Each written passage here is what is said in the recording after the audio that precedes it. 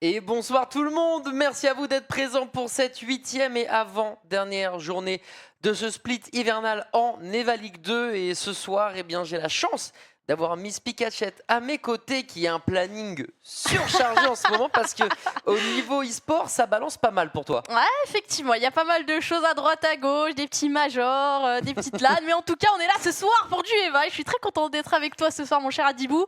Avant-dernière journée, et là, on le voit au niveau du classement, enfin, on aura l'occasion d'en reparler justement lors de cette petite introduction. Il y a pas mal de choses qui ont bougé hein, et oui. c'est très très serré et ça fait extrêmement plaisir. Ah, de fou, l'antépénultième journée a pas mal changé la donne. Finalement, vous allez voir justement le résultat de la journée précédente qu'on a pu commenter avec ce bon vieux sur replay. Le match DJT Pulsar s'est aiguisé un peu plus tard parce que malheureusement, on n'a pas eu la chance de le caster ensemble.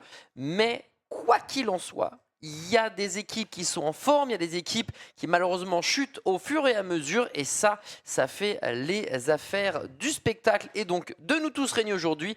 Honnête, Yonko eSport, c'est dommage, et Honnête qui aurait pu gagner, qui ont mangé, je trouve, la feuille de match et qui s'en sort avec une belle égalité. Obsidium qui ne fait que gagner. Voilà, Obsidium, c'est vraiment l'équipe forte et S9 qui a été MVP back-to-back n'a pas été peut-être aussi impressionnant que ça, mais quoi qu'il arrive, son équipe, elle, a toujours eu le couteau entre les dents et gagne 2-0. Les Origins qui battent LFA, ça j'avoue, c'était pas forcément Dans tes pronos c'était pas dans mon bingo, mais écoute, Tant on mieux. prend. Ouais, Ah ça ben. relance tout encore, Miss Pikachette. Ah bah forcément, hein, parce que là on va vous montrer ensuite le classement un petit peu plus tard, mais les LFA avec cette défaite, ça les fait dégringoler, alors qu'au contraire les origines, là on engrange un petit peu des points, surtout qu'on était sur une série, on n'arrivait pas à retrouver le goût de la victoire, donc franchement ça fait du bien pour cette équipe d'origine. Et justement, alors on a juste pas évoqué le dernier match, les PAF contre Avec les TLS. pot-au-feu, ouais. Allez, TLS qui vient accrocher les PAF, hein. Attention parce que là les TLS qui sont sur une montée, une mise en puissance, attention à la fin de ce split pour eux, parce que là ils sont en train de rôder hein, pour aller chercher ce top 2. Quoi qu'il en soit, moi j'ai une question à te poser, mon cher Adibou. Qui t'a impressionné la semaine dernière? Alors, il me semble que, si je dis pas de bêtises, je crois que Enix m'avait particulièrement impressionné sur les games. Je ne sais pas s'il va être désigné MVP, mais en tout cas, ouais, je crois que c'est celui qui m'a le plus marqué au commentary. Mais là, je viens de voir le retour. Et ce n'est pas lui. Ah, moi j'hésitais, franchement, pour être tout à fait honnête, j'hésitais entre lui et justement la personne, le MVP, on va le voir dans quelques instants, c'est bien Tomcraft qui a fait, mais alors, une game, enfin en tout cas une journée la semaine dernière qui était stratosphérique, il était partout sur la carte. Tomcraft qui a été un démon, 3,38 de KD, ça a couru assez fort en tout cas, on a été présent hein, quand même, assez de kills, il a complètement étouffé ses adversaires. Et pour le coup, c'est assez mérité, ce titre MVP. J'entends, Tomcraft, il les mérite quasiment toutes les semaines. Donc c'est pour ça, à un moment donné, je me suis dit, tu veux un peu renouveler? Bah ouais, Enix, c'est... Et puis quand tu mets le 2-0, je me dis, ouais, il y a un truc qui fait que, mais quoi qu'il en soit, effectivement, on pouvait se poser la question entre les deux. Bah, c'est Tomcraft qui le récupère. Une médaille en or en plus pour ce bon vieux Big T. On va maintenant passer, au-delà du MVP, eh bien, au top KD. Quels sont les meilleurs assassins de cette EVA League 2, plus précisément dans ce split hivernal? Et on a Big V, justement, qui truste la première position, le capitaine des TLS, qui montre l'exemple. Ouais, effectivement, c'est assez mérité hein, au vu de leurs prestations face au PAF. Autant Tomcraft a brillé, autant Vital'd aussi. Et c'est assez mérité de le voir en haut de ce classement. Et vous voyez qu'il y a un petit peu de mouvement. Hein. On a l'arrivée de Azwok. Azwok qui est un élément essentiel de cette équipe tout de même de Yonko.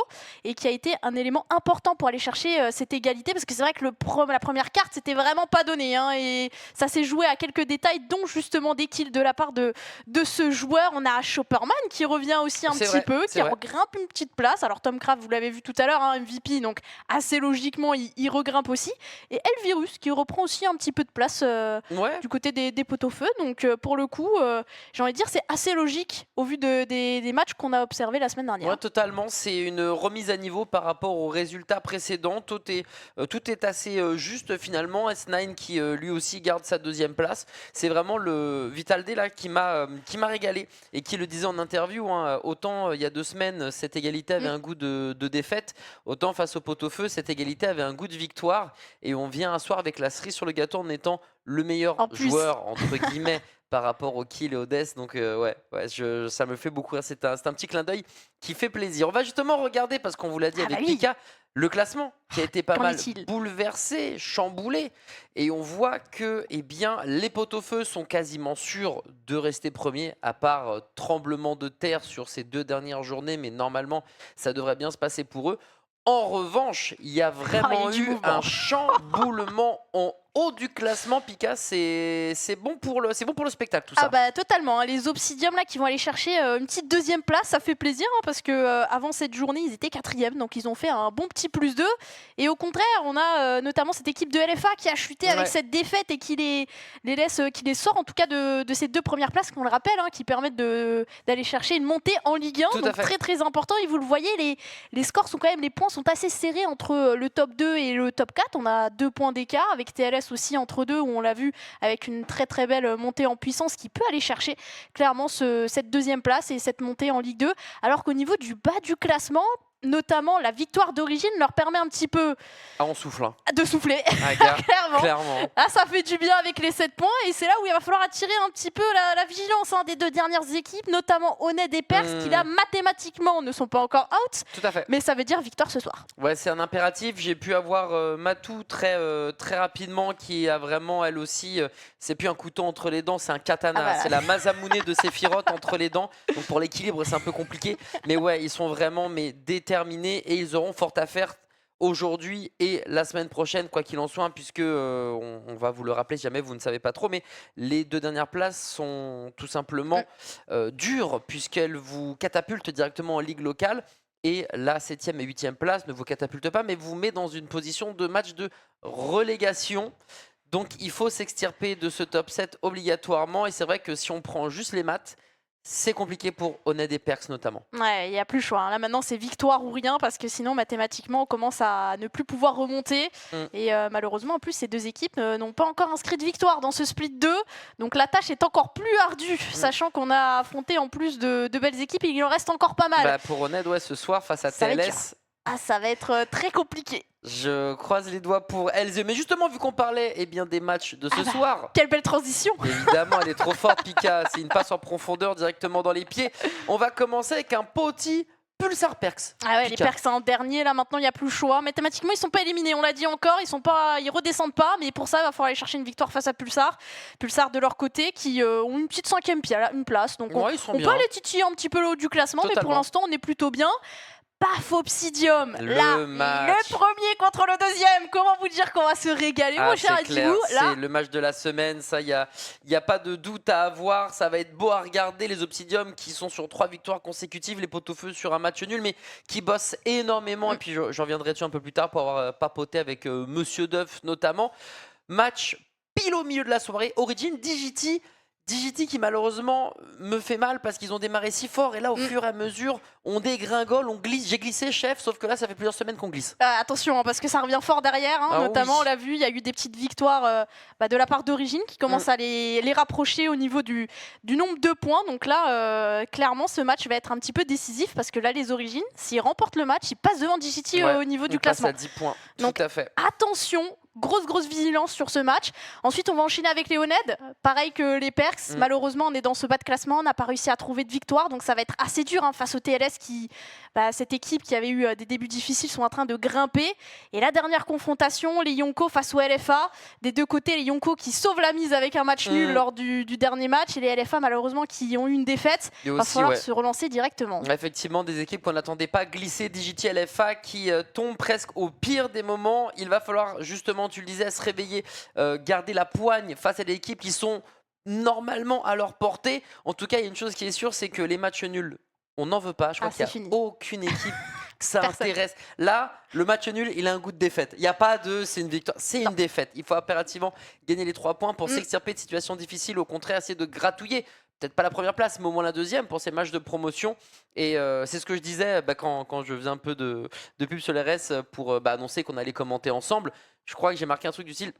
Il y a un monde où le goût de la défaite, le bottom est plus intéressant à suivre que le up. Tu vois ce que je veux dire? Ah bah oui. Il y a un monde où vraiment, regardez, le bas du classement, il est encore plus prenant que de regarder ce qui se passe tout là-haut. Ah bah là, tout est prenant. Hein. Quasiment sur toutes les confrontations, on a quand même d'énormes enjeux parce qu'on l'a vu sur la journée précédente. La journée précédente, il y a des équipes qui perdent 2 places au classement. Comme ça. Et là, 2 places au classement, quand vous êtes par exemple 5e, ça veut dire qu'on se rapproche d'une zone avec des matchs de barrage notamment. Donc partout les confrontations, il y aura des enjeux, que ce soit dans le haut, dans le bas ou au milieu.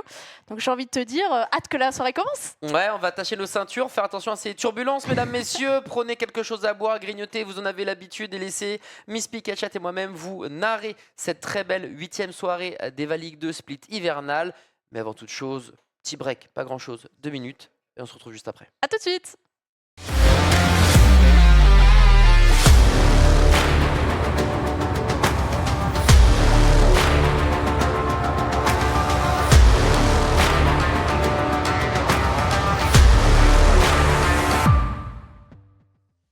Première game de cette avant-dernière journée, les Pulsars contre les Perks. Attention, gros enjeu, notamment pour cette équipe de Perks qui malheureusement est dernier au niveau de ce classement d'Eva League 2.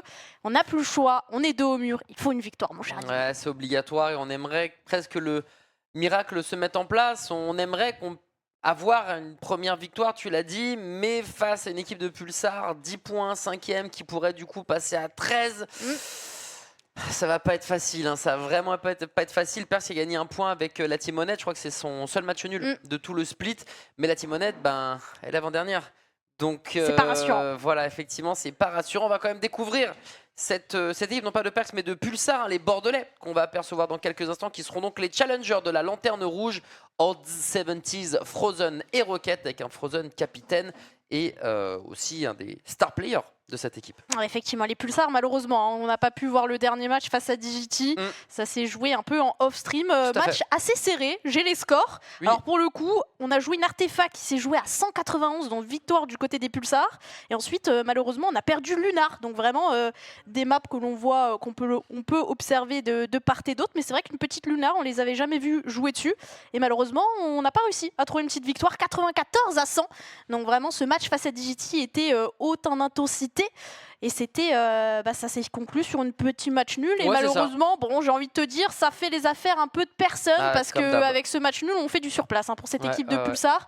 On reste 5e comme lors de la journée précédente, mais tu l'as dit, attention à ces matchs nuls parce qu'au fin de compte, après, une équipe qui vient faire un petit +3 pourrait passer devant. Ah, ça change tout. Les matchs nuls, t'as l'impression que c'est super encourageant au début et puis à la fin, quand t'es en galère, et en fait c'est nul. Ça porte son nom. Ça porte son nom. C'est un match nul, genre vraiment du début à la fin.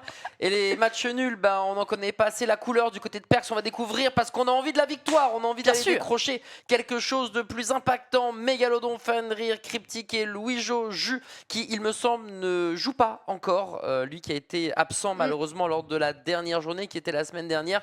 On va laisser sa place, le capitaine qui laisse cette équipe vivre autant que faire se peut. Et les Perks, on vous l'avait dit, malheureusement, c'est pas au max. Hein. On est sur 3 défaites, ne serait-ce que consécutives, sans compter le match nul face à Honnête. Donc voilà, pourtant c'est une équipe qui a du potentiel. En fait, c'est ça. C'est que moi, ce qui m'embête dans cette équipe de Perks, c'est que on n'arrive jamais à transformer. Ouais. Tu vas le transformer, l'essai. Malheureusement, c'est jamais arrivé lors de ce split 2. Et c'est dommage parce que par exemple, lors de la dernière journée, on a fait des super bons starts. C'est vrai. Mais après, derrière, on se fait vite rattraper. On n'arrive pas à tenir. En fait, on tient pas le rythme, on tient pas sur la longueur. C'est-à-dire qu'on peut faire de bons starts et commencer déjà à prendre un petit peu les devants, mais derrière, on se fait un petit peu bousculer et ça y est, c'est terminé. On n'arrive pas à reprendre. Donc c'est vrai que forcément, ça devient un petit peu complexe face à des équipes qui sont bien en place. Une fois qu'on a posé le mur, la défense, c'est fini, tu les reprends plus. Et ça, c'est un petit peu dommage. Donc j'espère que du côté des Perks, pourquoi pas, on va peut-être aller chercher des cartes qui pourraient un peu surprendre, essayer de chercher un petit exotisme qui pourrait un petit peu changer la donne. Je sais plus quoi espérer pour cette équipe de Perks pour les mettre en meilleure position, mais on avait quand même vu de belles choses. C'est ça qui est un petit peu dommage, soit des réveils un peu trop tardifs, où on était déjà à des 90%, 95%, soit on fait un bon start, mais après derrière on tient pas le rythme. Donc en fait, il y a toujours quelque chose qui va pas.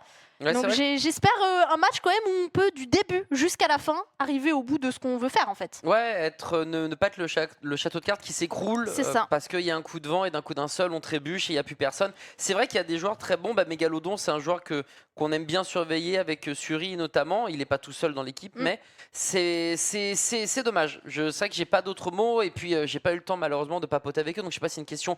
Est-ce que l'entraînement, est-ce que petit souci de santé, perso, il y a plein de trucs qui font que parfois ça peut être un peu compliqué. Et puis en face, il y a des machines bien huilées avec peut-être des entraînements un peu plus rigoureux, plus constants, plus récurrents. Et ça, malheureusement, quand tu vas arriver au sommet, c'est aussi ça qui peut faire la différence. Mais en tout cas, en termes de map, on a décidé de partir sur le choix de l'entrée, il me semble, map pool numéro 1. On a ban Ceres et Polaris d'un côté et on a ban Artefact de l'autre. Voyons voir à quelle sauce nous allons être mangés. Ouais, effectivement, là pour le coup les Perks, la dernière fois qu'ils avaient été sur un artefact, ça s'était pas très bien passé. Donc on décide de ne pas y retourner face à une équipe de Pulsar qui justement avait remporté ces 2 dernières artefacts. En tout cas on est du 100% de win rate. Et les Pulsar qui vont partir sur une petite Horizon. Pourquoi pas? C'est déjà un pic qu'on a eu l'occasion de voir avec malheureusement une défaite. En plus c'était lors de la 4e journée face à Obsidium. Donc on veut réitérer et pour les Perks on va aller chercher de la distance. On va aller chercher de la longue ligne parce qu'une petite Lunar Outpost qui vient de sortir et c'est la première fois je crois de ce Split 2 que cette équipe de Perks va jouer Lunar, donc pourquoi pas. Avec un peu de chance on n'a peut-être pas eu l'occasion de... Alors bien évidemment toutes les équipes d'ailleurs on a vu une interview je crois que c'était, je sais plus qui c'était, on a vu une interview d'un des joueurs qui disait les préparations forcément d'avant-match sont quand même bien faites au niveau des vétos, on se doute souvent de, en tout cas là où on veut emmener l'adversaire, donc c'est vrai que la Lunar, est-ce qu'on l'attend pour cette équipe de Pulsar? Je ne sais pas, mais ce qui est sûr c'est qu'on l'a joué récemment, hier d'ailleurs face à Digity, où malheureusement on est tombé, donc attention, on peut être encore un petit peu chaud. En tout cas ça sera la 2e confrontation, parce que d'abord on va partir sur une petite Horizon qui n'avait pas souri, cette équipe de Pulsar qui n'avait pas trouvé les timings et le rythme. Horizon, map assez... on va dire qui a de tout. Moi j'aime bien parce qu'on voit un peu toutes les phases de jeu possibles. Du jeu assez close combat, du jeu assez longue distance avec ce A notamment.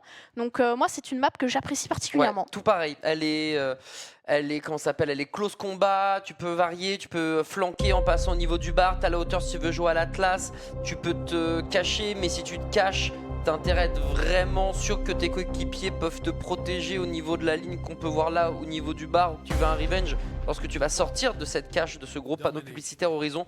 Bref, elle a plein d'avantages et c'est toujours un plaisir de la regarder, de la commenter. En plus de ça, elle est magnifique. Et ça commence avec 70s qui a voulu, je crois, aller plus vite que la musique. Ah, effectivement, ça pourrait leur coûter, pourquoi pas, cette première prise de zone, mais pas du tout, parce qu'on vient de trouver directement un triplé du côté de ces Pulsar.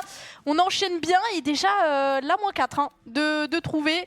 On va aller chercher maintenant ce point A qui est totalement libre, donc assez logiquement on vient d'abord aller chercher les fights pour s'ouvrir la voie, surtout le A qui est quand même très open. C'est clair. Plutôt que de chercher d'abord la carte. Ah bah voilà, tu disais qu'il était open, c'est sûr, mais si tu fais pas attention, Cryptic qui vient de scalper Rocket, ça c'était pas prévu. La très belle grenade qui permet d'apercevoir tout ce beau monde qui est à l'intérieur. On essaye de bouger, mais Louijo va continuer à faire le kill. Dommage, il avait commencé, mais il a pas terminé son assiette. Et finalement, on arrive à temporiser au maximum du côté de l'équipe jaune.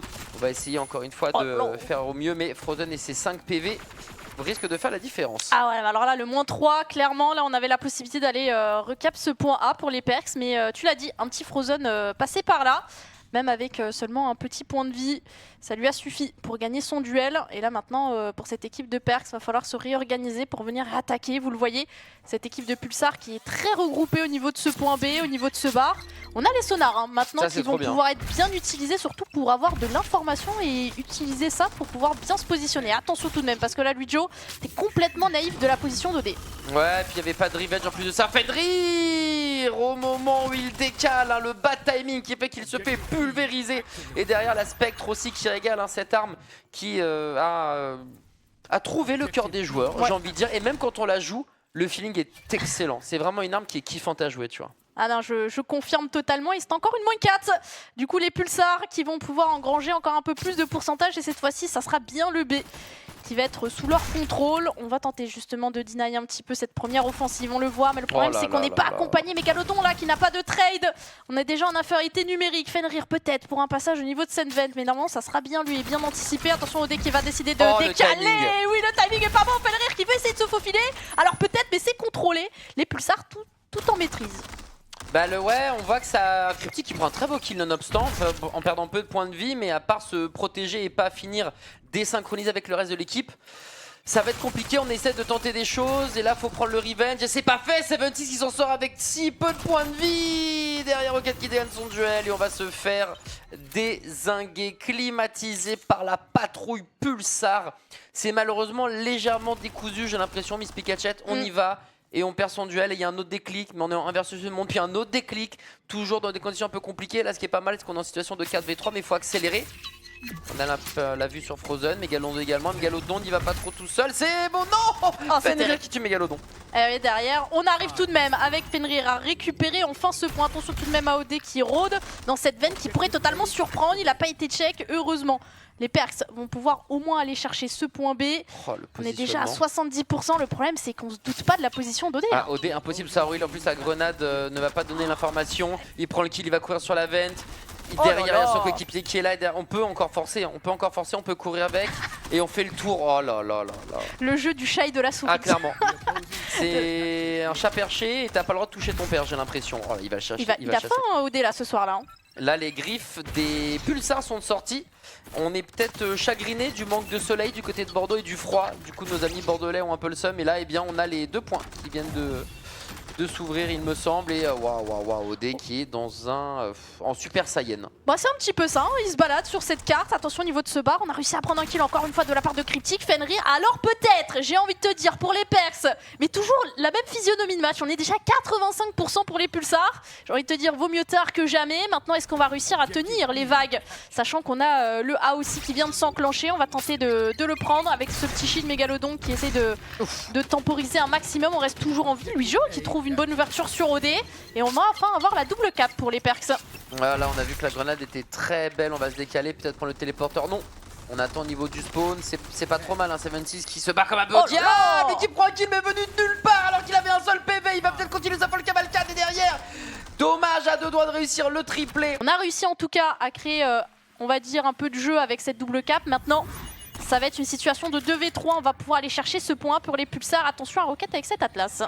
Ouais, ça va pouvoir décapsuler très fort. On a un nouveau 4 du côté des Pulsars. Malheureusement, on n'a plus beaucoup de points de vie. Frozen qui va ramasser les miettes.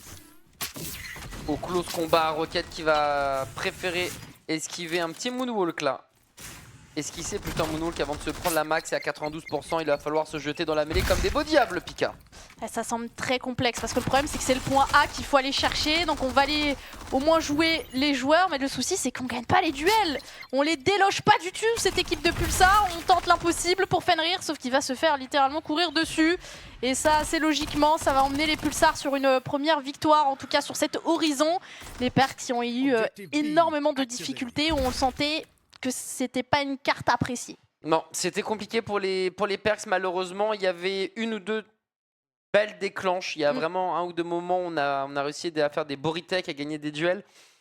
Mais c'était, comme tu disais, déjà trop tard en termes de pourcentage. Lorsqu'on a réussi à avoir le momentum, on était déjà à plus de 70%. Et après, tenir ça, on l'a remarqué tout au long de la saison, c'est pas forcément leur point fort. Donc pour le moment, on est sur un score logique, mais...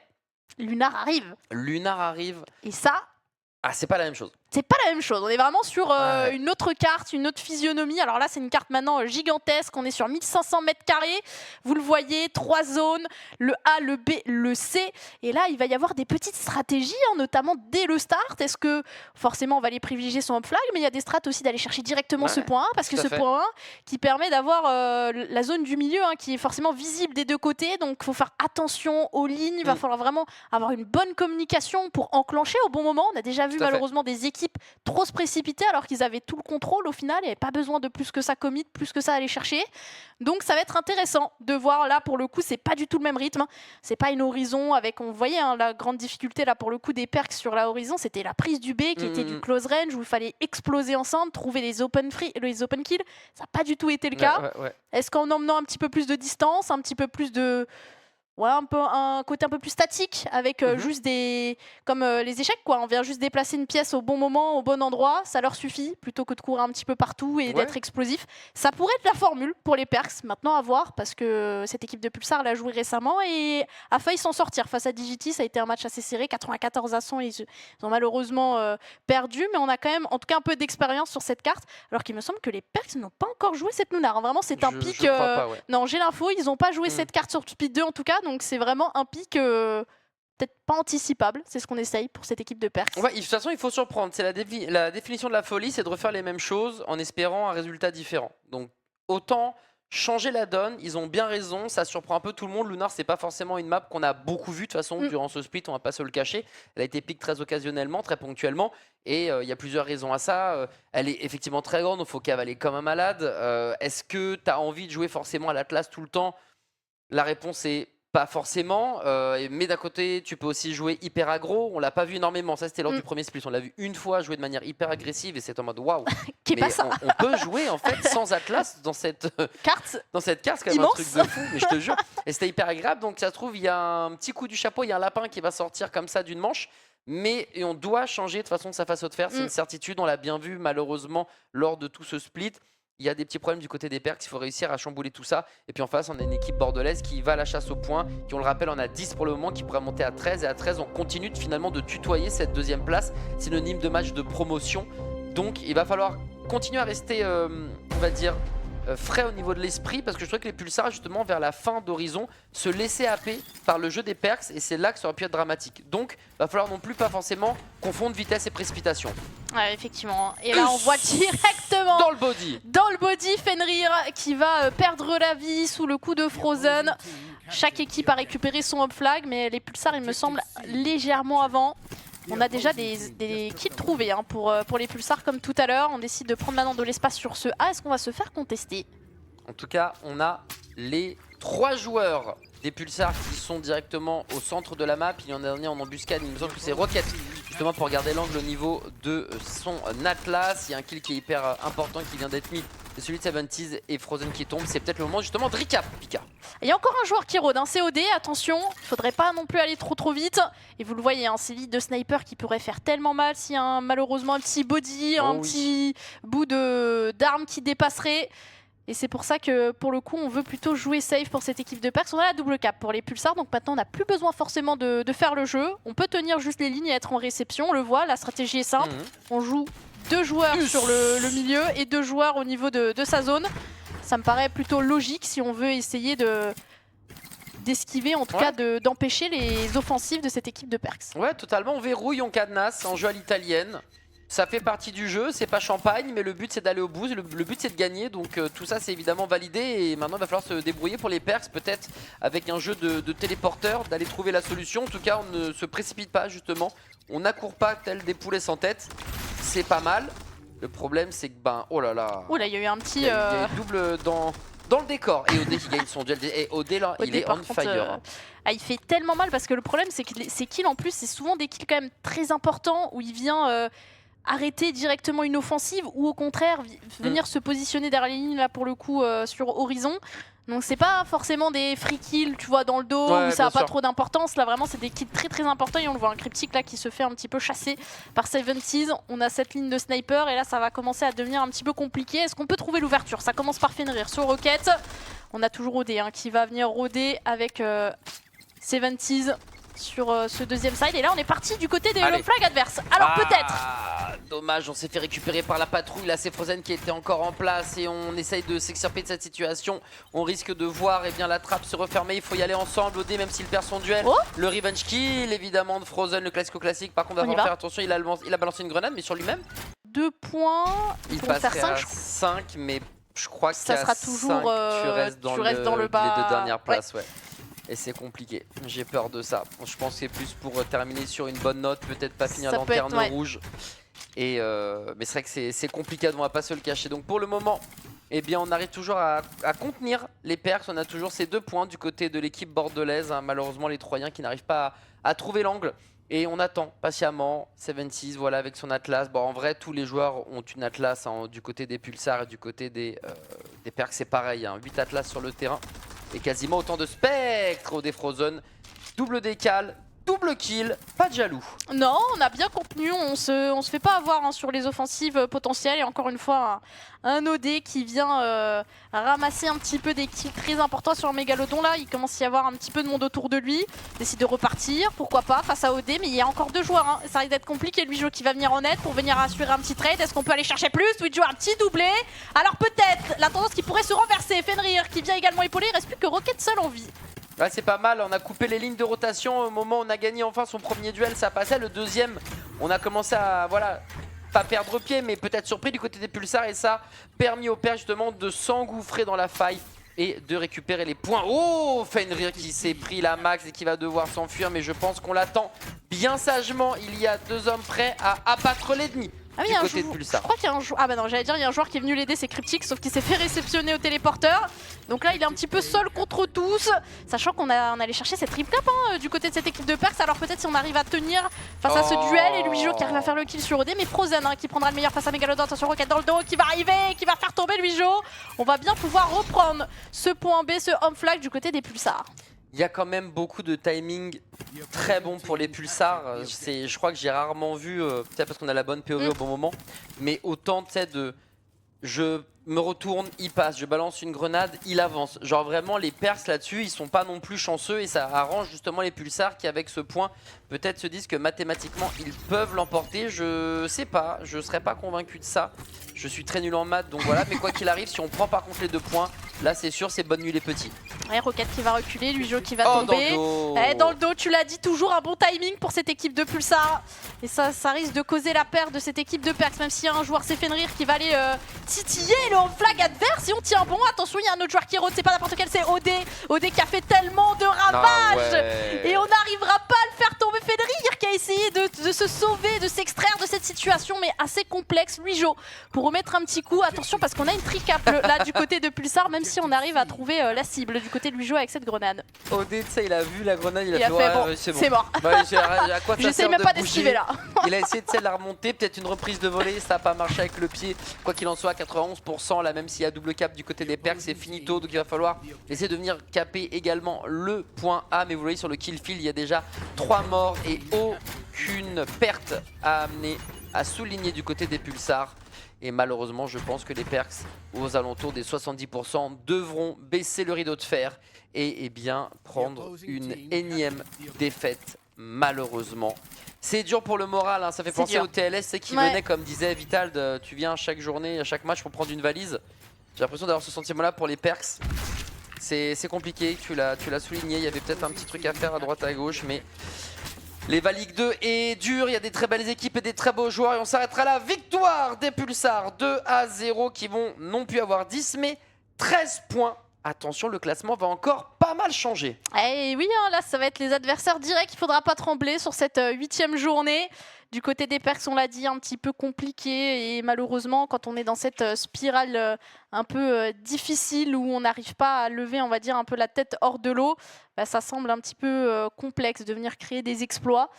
Maintenant, ce qu'on peut leur souhaiter, c'est au moins finir sur une bonne note lors de la dernière journée. Mais c'est sûr qu'effectivement, maintenant, je pense que leur sort est scellé, ça va être une descente. Ouais. L'Eva Ligue 2 n'aura plus cette équipe de Perks lors du prochain split. Mais ce qui est sûr, c'est que les Pulsars, eux, font la bonne opération. Exactement, bonne opération et on va pouvoir découvrir le reste des matchs. Hein, si vous venez d'arriver, hein, on les a déjà soulignés, on les a montrés avec Miss Pikachette au tout début, au préambule de cette 8e journée. Mais on va les mettre évidemment à jour au fur et à mesure. Pulsar 2, Perks 0 et juste après, justement, nous allons avoir directement le match de la semaine. On ne vous fait pas attendre la moitié de la soirée ou le dernier match. Non, là c'est direct. PAF versus Obsidium, mes aïeux. Je crois qu'ils sont pas prêts. Non, je pense qu'ils sont pas prêts. Et ça va être vraiment quelque chose. Donc on va vous dire, allez chercher de quoi grignoter pour justement savourer ce match de la semaine, cette affiche. Mais ça sera juste après une petite courte pause. À tout de suite.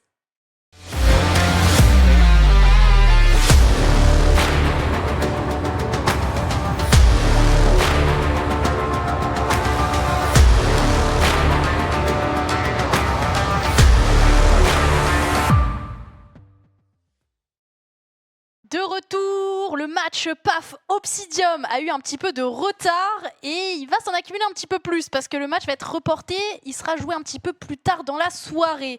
Donc en attendant que les pot-au-feu se mettent bien en place avec les Obsidium, nous on va voir le match suivant, mon cher Adibou, et on reviendra un petit peu plus tardivement sur ce match de la semaine. Origin DGT sera donc le prochain match que nous allons voir devant nos écrans. Ces deux équipes, Origin et DGT, qui ont vraiment deux parcours un petit peu différents. Les DGT, eux, qui sont dans une spirale un petit peu plus compliquée, tandis que les Origin ont enfin trouvé la solution et renoué avec la victoire. Ouais, totalement. Alors, ça ne leur permet pas d'être bien, malheureusement. Une équipe qui est 8e, une équipe qui est 6e, 7 points pour l'un, 8 points pour l'autre. Donc, encore une fois, on se joue et on va se battre dans un mouchoir de poche pour essayer de s'extirper de ces zones qui restent malgré tout assez dangereuses. On va d'ailleurs découvrir l'équipe d'Origine dans quelques instants, hein, cette équipe rémoise. Et j'en profite aussi pour dire que je me suis trompé, mais à culpa, heureusement que tu l'as dit, Miss Pikachette, mais le premier et le deuxième de cette EVA League 2 iront directement en EVA League 1. Pas de match de promotion. Donc effectivement, ça sent plutôt bon pour les pot-au-feu. Si jamais on arrive à trouver une cocotte minute assez grande pour pouvoir jouer ce match, parce que je crois que la cocotte a explosé. Oui, un petit peu, quelques petits soucis techniques, mais on y reviendra un petit peu plus tard dans la soirée. Mais pour l'instant, les Origines, comme vous le voyez, avec cette équipe Vaps, Enix, Nips2Lights, Dream, comme le dit notre cher Suriplay, vous mettez vraiment des individualités où tu as l'impression que c'est une super team, mais qui a eu du mal un petit peu à lancer la machine. Sauf que maintenant, ça a été le cas avec une victoire dernièrement face au LFA, et plutôt avec la manière. Donc pour le coup, enfin, ces individualités, qu'on le sait, hein, qui sont quand même très fortes, ont réussi à faire créer un collectif avec en plus un Enix, comme tu l'avais un peu souligné en début de cette soirée, qui pour toi t'avait quand même montré de très très belles choses. Clairement MVP, ouais. MVP à tes yeux, dans ton cœur si j'ose dire. ça vaut rien du coup, ça vaut littéralement 0 parce que c'est Tomcraft, mais effectivement Enix m'avait vraiment impressionné. En plus, il termine avec la victoire de son équipe. Mais effectivement, ça ne vaut pas grand-chose. Alors, bon, voilà. Est-ce qu'il va réussir cette fois-ci à choper cette médaille en chocolat? Est-ce que cette fois-ci, face au DGT qu'on va découvrir dans quelques instants, il pourra faire mouche à nous? Et Dieu sait que c'est compliqué de rester dans le haut du podium, surtout face à Triox, Kiln, Yob et Fico, cette équipe des DGT qui a glissé. C'est l'autre équipe lyonnaise de cette EVA League 2. Mais qui doit absolument se réveiller si elle désire essayer d'accrocher cette deuxième place, ou en tout cas, à minima, sortir du top 7. Alors, ça peut venir, pourquoi pas, avec un petit changement. Alors, on n'a pas forcément les tenants, les aboutissants, mais a priori, du coup, Kiln, qu'on va voir sur le terrain, habituellement, on avait un Nox qui était présent dans ce roster, donc pourquoi pas, ça peut être cette solution de venir changer, en tout cas, un petit peu une personne de ce roster pour recréer, on va dire, les choses qui avaient fonctionné en début de ce split 2. C'est vrai que cette équipe de DGT, hein, franchement, qui avait commencé d'une main de maître avec vraiment une maîtrise, c'était surtout ça, moi, qui m'avait marqué, c'était la maîtrise qu'ils avaient sur ce début, mais qu'on ne retrouve plus à la fin, avec vraiment, alors malheureusement on n'a pas pu voir tous leurs derniers matchs, on finit quand même avec un match nul sur la dernière confrontation face à Pulsar qu'on n'a pas pu voir, du coup très serré a priori ce match, mais dans tous les cas cette équipe de DGT effectivement n'a plus ce côté vraiment où tu le sens que c'est vraiment une équipe compliquée à jouer parce qu'elle est vraiment solide, bien en place, explosive, carrée. Donc est-ce qu'on va pouvoir réussir à retrouver ce côté-là avec ce petit changement? Hâte de voir Kiln sur le terrain. On espère totalement. J'espère que Kiln va pouvoir briller comme S9 a brillé instantanément et a réussi le MVP back-to-back.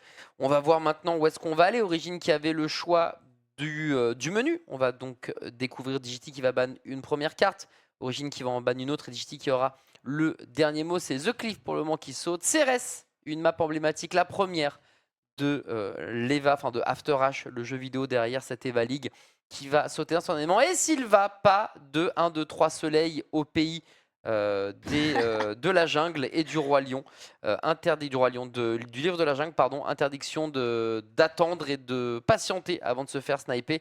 J'ai l'impression qu'on préfère des maps peut-être un peu plus grandes, un peu plus espacées, un peu plus compliquées à jouer. Ouais, c'est pas tant. Je voulais une petite Atlantis de sortie, moi. L'Atlantis, après, en même temps...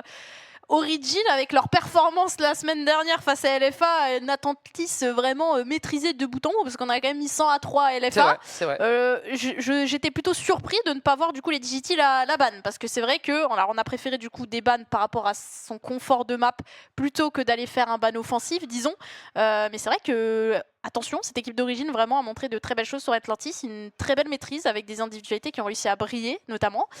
Pour cette équipe de Digiti, pour le coup, les bans sont plutôt logiques dans le sens où on a déjà vu des bans Sylva, The Cliff, une Helios, map plutôt stratégique, on veut pas non plus aller trop dans l'agression, mais il y a quand même un peu de bagarre, c'est un peu un entre-deux, on veut pas de la... deux, finalement. Tu vois, on est sur des deux, on veut pas de la longue distance, mais en même temps, on veut quand même un peu de strat, donc ça nous donne un bon petit compromis, si j'ose dire. Donc hâte de voir comment ça va se passer en plus avec l'incorporation de Kiln, parce que surtout en plus sur Helios, il faut une bonne com pour accélérer au bon moment quand on a réussi à déverrouiller, on va dire, la situation. Donc voilà, et attention parce qu'en face ça clique, enfin ça joue très fort. Ouais, donc, ça clique très fort. Les duels aussi, j'attends de voir ce qu'on va proposer parce qu'il va falloir être au rendez-vous parce que ce qui est sûr, c'est que cette équipe d'Origine maintenant a son match référence qui n'est que la semaine dernière, donc on suppose qu'ils vont vouloir continuer sur leur belle lancée, surtout qu'on est 8ème, donc on est vraiment dans une position qu'on ne souhaite pas pour cette équipe d'Origine vu qu'il y a des matchs de barrage à la 7ème et la 8ème position, donc vraiment on joue sa survie pour cette équipe d'Origine et au contraire les Digiti, attention, c'est un adversaire direct étant donné qu'on est 6ème, donc on est juste au-dessus de cette zone rouge avec seulement 2 points d'écart entre les équipes. Donc si maintenant les Origines venaient à gagner face aux Digiti, les Digiti repasseraient en dessous du classement, donc ça veut dire dans la zone rouge. Donc là, il y a vraiment un gros enjeu dans ce match. Ouais, effectivement, c'est ce que je disais au tout début, parfois c'est tout aussi intéressant, voire peut-être même plus, de voir comment on va survivre avec les équipes du bas du classement plutôt que juste, entre guillemets, cette deuxième place qui évidemment c'est la loterie, tout le monde peut aller récupérer, mais je sais pas, le côté survie, le côté tu joues vraiment pour ta vie, tu le ressens plus dans les matchs du bas de classement et là vraiment c'est littéralement ça, tu as résumé parfaitement la situation. Donc on vous l'avait dit également, pas de pam-pam boum boum, on préfère quand même avoir un petit peu de stratégie, un peu plus en tout cas, un poil plus de coordination, de communication, de la déclenche au bon moment, au bon endroit avec cette Helio Station, on vous le disait, qui vous permet bien de vous amuser avec vos deux points. Il y a le point de la maison, le home flag, et puis ce point A en plein milieu, mais il y a le téléporteur qui te permet justement d'aller prendre cette hauteur, les fenêtres qui sont ouvertes, les murs qui montent et qui descendent également au niveau du point. Bref, ça bouge pas mal et une sorte de protection juste à l'entrée de votre spawn avec cette espèce de verrière où vous voyez ce qui se passe mais pas forcément votre adversaire. Donc voilà, c'est une map qui est hyper cool, qui est hyper agréable. Stratégiquement parlant, c'est vraiment un régal, mais qui est soumis à certains timings et lorsque tu déclenches au mauvais moment, ça peut être littéralement létal. Ah oui, on l'a vu, la preuve, les Yonko, ils nous ont fait une belle remontada la semaine dernière face à cette équipe de Honnête, si je dis pas de bêtises. On était à 95%. Ils auraient dû perdre. Ils étaient censés perdre, mais ensuite est venue une triple cap et derrière cette triple cap, on a réussi à tenir les premières offensives, les premières e-tech et après forcément ça crée un peu de panique à bord et ça peut vite renverser la tendance et c'est ce qui s'est fait du côté de cette équipe de Yonko. Donc attention, la Helios n'est pas forcément comme la Atlantis que l'on verra tout à l'heure, une map où tout est joué dès les premières secondes ou si une équipe est devant, même si c'est vrai qu'il faut quand même aller s'employer si on veut renverser la tendance parce que pour aller chercher ce point, il faut une bonne coordination, il faut avoir de l'espace, il faut surtout avoir des lignes safe. Totalement. Et comme on l'avait dit, il y a des hauteurs qui permettent d'avoir de l'information, cette vitre où on voit justement au travers. Donc il y a des petits jeux de timing qu'il faut choper et on va pouvoir justement démarrer entre ces Origines et ces Digiti. Bon, on va foncer directement les uns et les autres au niveau du spawn adverse. On se fait réceptionner proprement et la grenade qui va tuer son mate. Paps qui l'entendait pas comme ça et on a peut-être démarré un tout petit peu trop fort. Bien vu, Sayop qui essaye, voilà, Libanaise de mettre la pression. Et Nipsulite qui aura le très bon timing. Nonobstant, on a réussi à avoir les quelques pourcentages en premier et on sait que parfois tout se joue sur les quelques secondes. Ouais, Nipsulite là, qui fait un bon démarrage avec en plus Dream qui arrive à chercher kill. Est-ce qu'on peut aller chercher ce point A? Pour l'instant, on se fera pas contester plus que ça. On voit Triox au niveau de cette hauteur qui est déjà bien dérangé par Vaps qui viendra trouver ce premier kill. Attention, il reste plus que Yob maintenant avec cette Westfire. On le connaît, Yob, qui va décapiter des têtes très rapidement.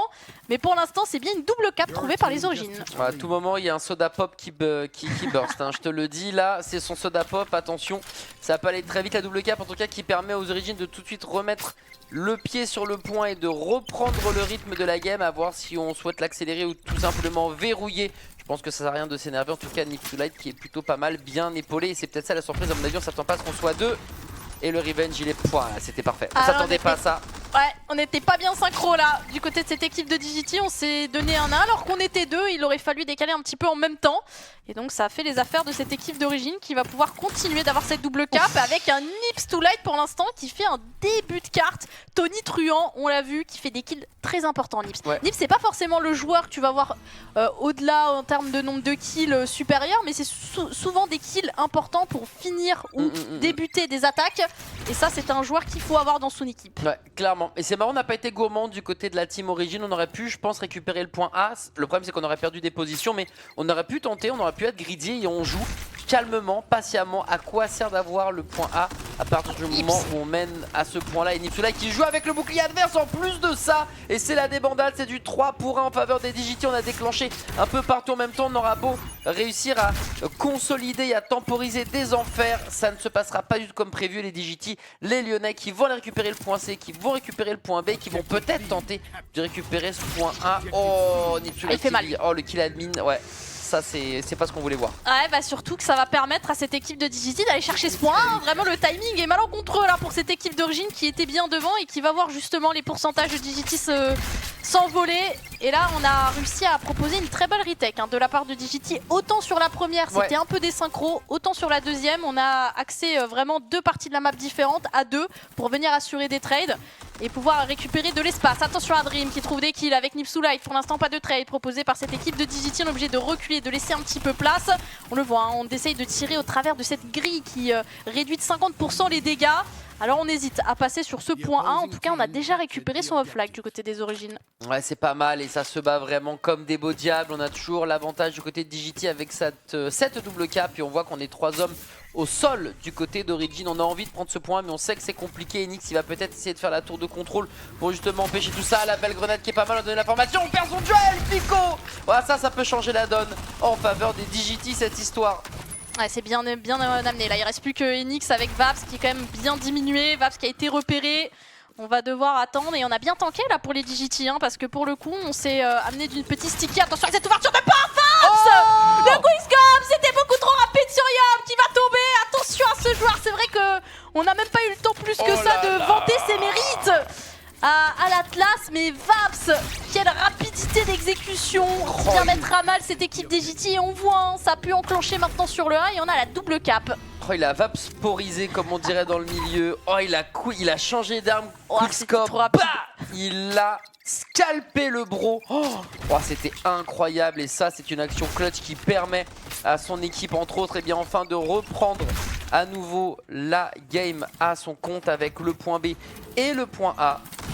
Échange d'amabilité, la Spectre qui sera en faveur d'Enix. Enix qui va se faire fumer à travers la grille, il me semble. Et malgré la position, si Yop qui prend un kill très important, situation de 1v2 en faveur des DJT qui vont tenter justement de reprendre le point. Est-ce qu'on ira de manière... Non, on n'est pas gourmand à ce point-là quand même.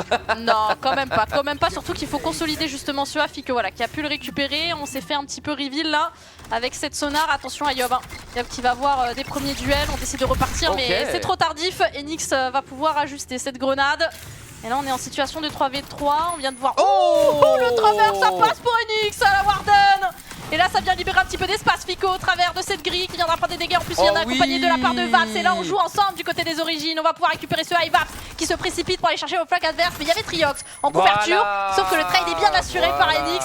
La triple cap pour les origines. C'est exactement ce qu'il fallait faire. Je pensais qu'on allait peut-être attendre que son coéquipier explose simultanément. Mais ça n'a pas été fait. Là c'était la bombe collante qui a bien forcé Clean à pas savoir quoi faire, avancer ou reculer. Enix y a pris bien le point. Et maintenant il ne reste que le A ouvert aux DJT qui vont pour le moment le laisser tranquille parce que encore une fois on a les 2 points. Enix qui reste bien solide sur les appuis. Décidément c'est un rock, c'est un cap, que dis-je, c'est un cap, c'est une péninsule pour cette équipe d'origine. Et là en plus on est en train de perdre des joueurs en des moments importants. On trouve encore un doublé et on va être en spawn décalé du côté de cette équipe de DJT alors que la triple cap va pouvoir être assurée, quoique Yop qui vient un peu gêné mais a priori on va bien pouvoir l'avoir.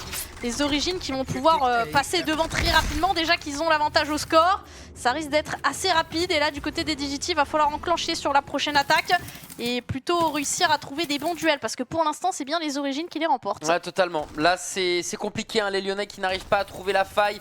Ça se passe le flambeau, un coup origine, un coup DJT, un coup origine, un coup DJT. Mais dans les moments très forts, les moments les plus importants, c'est vrai que la réponse est quand même plus du côté de la team au O majuscule. Et à 90%, il va falloir peut-être un exploit. Mais on en a déjà vu, donc j'ai pas envie de vendre la peau de l'os avant de l'avoir tué. Pas cette fois-ci en tout cas. On a bien checké l'angle mort, c'est bien ça. Ouais, mais les bons trades pour l'instant. Et du côté des origines, on n'a pas besoin de forcer, hein. On a là, techniquement, un simple point serait suffisant. Mais a priori, on veut quand même couvrir ce point A. Et là, ça va être compliqué pour les DJT. Hein. Ouais, ça va falloir courir sur les points. Déjà qu'on n'est plus que 2. Il y a seulement Kin et Yob.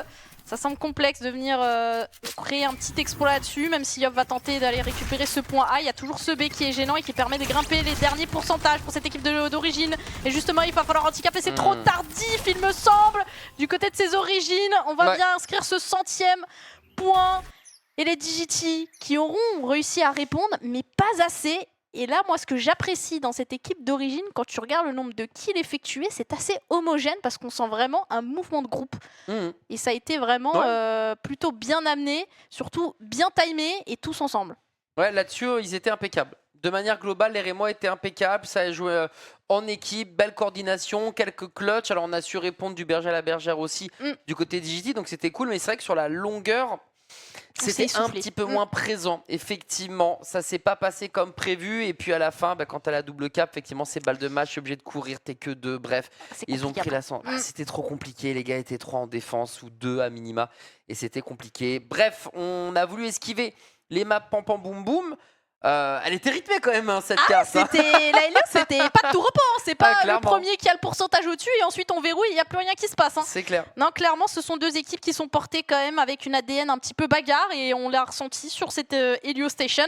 Maintenant, on va pouvoir plonger dans l'océan, l'Atlantis. Ah, ça me fait plaisir de voir une petite Atlantis, cette carte un peu particulière avec les points que vous le voyez. On va commencer avec le point A et ensuite, on va voir un petit changement. Ça peut tomber sur du B, ça peut tomber sur du C et c'est là où on va avoir des petits paris qui seront faits par les équipes au niveau des rotations, mais il y a quand même ce mid qui est assez important pour pouvoir un peu mieux coulisser. Alors forcément, si c'est un point B ou un point C, t'es quand même obligé de passer un peu par le mid pour pouvoir un petit peu te positionner. Donc avoir son contrôle est important, il faut avoir les bons timings et surtout attention, parce que la dernière fois qu'on a vu les origines sur cette Atlantis, ça a été quand même un 100-3 avec un Enix on fire qui était littéralement partout sur la carte. Effectivement, Kagebunshin no Enix, ils étaient 12 tout simplement à tout couvrir. Dire qu'il a pas lu MVP. Bref, c'est pas grave. Il va le ressasser, peut-être ce soir. Peut-être ce soir. Non, là c'est plus l'équipe là qui a brillé sur Atlantis, sur Helios. Après, ce qui est sûr, c'est que Vaps, on l'a vu, il est très affûté avec son Atlas et sur une carte comme. Oh là, déjà, ça commence pas bien. Non. Voilà, bon, je parle de Vaps, il se prend le décor. Vaps, pas comme ça, m'illustre pas comme ça, s'il te plaît. Tu l'as maudit, la Caster Curse pour Pikachu. Aïe aïe aïe, et derrière, évidemment, on en profite du côté des DJT. C'est le moment d'en profiter justement parce que cette entry kill tout seul comme un grand, Vaps qui sort un peu trop tôt, Nipsulai qui se fait scalper et normalement tu ne peux plus bloquer quoi que ce soit. On va voir Fico qui va se cacher juste derrière et on a un joueur, voilà, le joueur numéro 7, donc Yob, qui est sur la hauteur. Pour le moment, on est parfaitement positionné. Regarde ça même, il y a Kin, qui est en plus sur le côté. Ouais, c'est pas mal, j'aime bien ce que je vois. Alors attention, parce que là on arrive à prendre un petit peu d'espace au niveau de ce bid. On n'a pas de trade sur le kill de Fico, mais Kin arrive dans le dos, qui en fait un, qui en fait deux, peut-être un troisième. Non, il se fera arrêter par Enix, mais normalement il y aura du soutien. Trios qui arrivera même pas à le faire tomber, c'est Yob, pardon, Trios qui va tomber. Oh, belle. Yob qui à la hauteur, qui va se faire un peu gêner avec cette grenade, mais qui va empêcher en tout cas la cape de Vaps, qui se retrouve maintenant tout seul. Il était un peu en spawn décalé. Il va aller chercher, on le voit. Par contre, Fico ne le voit pas. Voilà, sachez-le. Vous êtes dans le L adverse. Vaps qui va avoir les informations. On est en train de se repositionner assez haut sur la carte, parce que Nips vient venir l'épauler au niveau de ce B. Alors, on anticipe potentiellement un prochain point sur le B, côté origine, alors qu'au contraire, les DJT sont plus portés sur le C. Ouais, effectivement, c'est le fameux pari, c'est le gamble. Enix il va essayer de déclencher d'un coup d'un seul. Il voit qu'on est toujours en hauteur du côté de Yob. On a le bouclier qui est plutôt pas mal et ça pourrait justement surgir de n'importe quelle place. On va couvrir une porte justement du côté de Dream et Fico qui prend le kill bien. Le revenge du côté d'Enix et Dream par contre qui n'a pas le droit de bouger. T'as vu, il a décalé, il a pris des dégâts instantanément. Allez, le pari est bon là du côté des origines. La Rota, c'est bien le point B qui a pop. On est déjà bien placé, on l'a pu récupérer. On va même pouvoir se positionner assez haut pour surprendre Dream. Et encore une fois un kill admin du côté de Vaps, attention, parce qu'avec plusieurs kills admin là, va falloir faire le compte. On peut avoir une petite pénalité si on en enchaîne trop au bout de quelques journées. Ce qui est sûr, c'est que pour l'instant les origines reviennent. On a le contrôle du mid pour les Digiti, mais ça leur sert pas pour ce point B. Nips, encore toujours le même qui fait les kills importants. Attention à Triox, là on le voit, il va être réceptionné par Enix. La décale est bonne, on n'arrive pas à trouver le kill. Triox qui redécale, mais pour l'instant il est protégé par Dream. On n'arrivera pas à trouver le kill, même si Yob, attention dans le dos, Dream carrément fait un très bon trade de la part de Triox. C'est une situation de 2v2. On est quand même un peu malmené, on arrive à mettre le pied sur le point, mais il y a toujours un Enix présent. Oh, ce timing, il est horrible pour les Digiti. On va maintenant se mettre derrière le bouclier. Enix qui est bien, qui normalement n'a peur de rien ni de personne. Il va s'amuser avec le stuff adverse. On a réussi à récupérer bien plus de pourcentage que ses adversaires. C'est bien vu et les Digiti qui n'ont pas eu le temps de profiter justement de ce kill admin. Autant sur le premier kill ça s'est bien passé, autant là c'est compliqué et en situation de 4v3 il faut réussir à accélérer proprement du côté des Digiti. Plus facile à dire qu'à faire bien évidemment. Ouais, totalement, surtout que du côté des origines pour l'instant on a la bonne rota, on a déjà 3 joueurs côté C. Et on va devoir jouer une retake pour les Digiti. Attention à cette ouverture de porte qui pourrait faire mal, on met un petit shield. Et là ça tire de partout. Kid qui arrive à trouver le kill. En plus c'est une très belle grenade. C'est bien fait là avec Ayop qui va pouvoir scalper son adversaire. Vaps qui va répondre mais il est bien tout seul. Il pourra pas mettre les pieds sur le point. Ça sera bien Triox avec une magnifique grenade qui va aller chasser. Oh là là, on arrive à esquiver mais non. Il y avait bien Vaps avec ce sniper qui arrive à gagner un petit peu de temps. Personne n'ira chercher ce point et on anticipe déjà la prochaine rota parce que dans 7 secondes, le prochain point va pop. Et Vaps, ok, il a eu son kill admin, mais il a pris ses responsabilités et il a sauvé le point. Donc vraiment là-dessus, il s'est fait pardonner. Vaps justement va essayer de, sur l'aile, peut-être de mettre un petit coup d'Atlas. Oh là là, il tente des dingueries et derrière, tranquillement, alors qu'on est partout à la fois, on va récupérer probablement ce point A. La team origine qui est plutôt pas mal. Non, c'est bon, on était encore 2 sur le point. Et on joue évidemment la map avant de jouer. Enfin, on joue l'élimination, pardon, avant de jouer la map. Ouais, Nips Too Light qui récupère un bon kill sur Yob. Et pour le coup, on a pu récupérer ce point pour les Digiti. Attention, parce qu'on a un Triox dans le dos qui n'a pas été repéré. Oh, il en fait qu'un. La couverture de Nips Too Light, elle est magnifique, elle est pixel. Et on va pouvoir aller handicap. Kin qui a cette ligne au sniper face à Vaps. Vaps, les petits coups d'épaule qui ne fonctionnera pas en tout cas pour ce joueur de Digiti. Attention à cette double décale. Kin qui arrivera à sortir en vie de cette confrontation. Attention tout de même à Yob qui arrive à trouver une élimination. Yob qui continue son chemin, mais Enix sera là pour venir le chasser. Et ça y est, le point va changer. La question c'est de quel côté, parce que C est pour Digiti, mais B j'aurais plus dit pour Origin. Et pour l'instant on a la bonne rota avec en plus des kills trouvés dans le mid. Ah, c'est incroyable, là pour le moment les Origins ils sont bien. Il y a toujours du bon revenge kill à droite, à gauche. Autant tout à l'heure on a eu le temps fort, mais les temps forts sont peut-être un peu plus présents, voire omniprésents du côté de la team rémoise. Et on va très haut du côté d'Origine qui va essayer de prendre l'information et mettre un petit peu de pression. Oh dommage, Dream qui n'avait pas l'arme. Et on n'aura pas le temps d'avoir le revenge kill, on l'a vu peut-être un tout petit peu trop tardif. Et c'est vrai que ça fatigue de toujours avoir l'arme levée.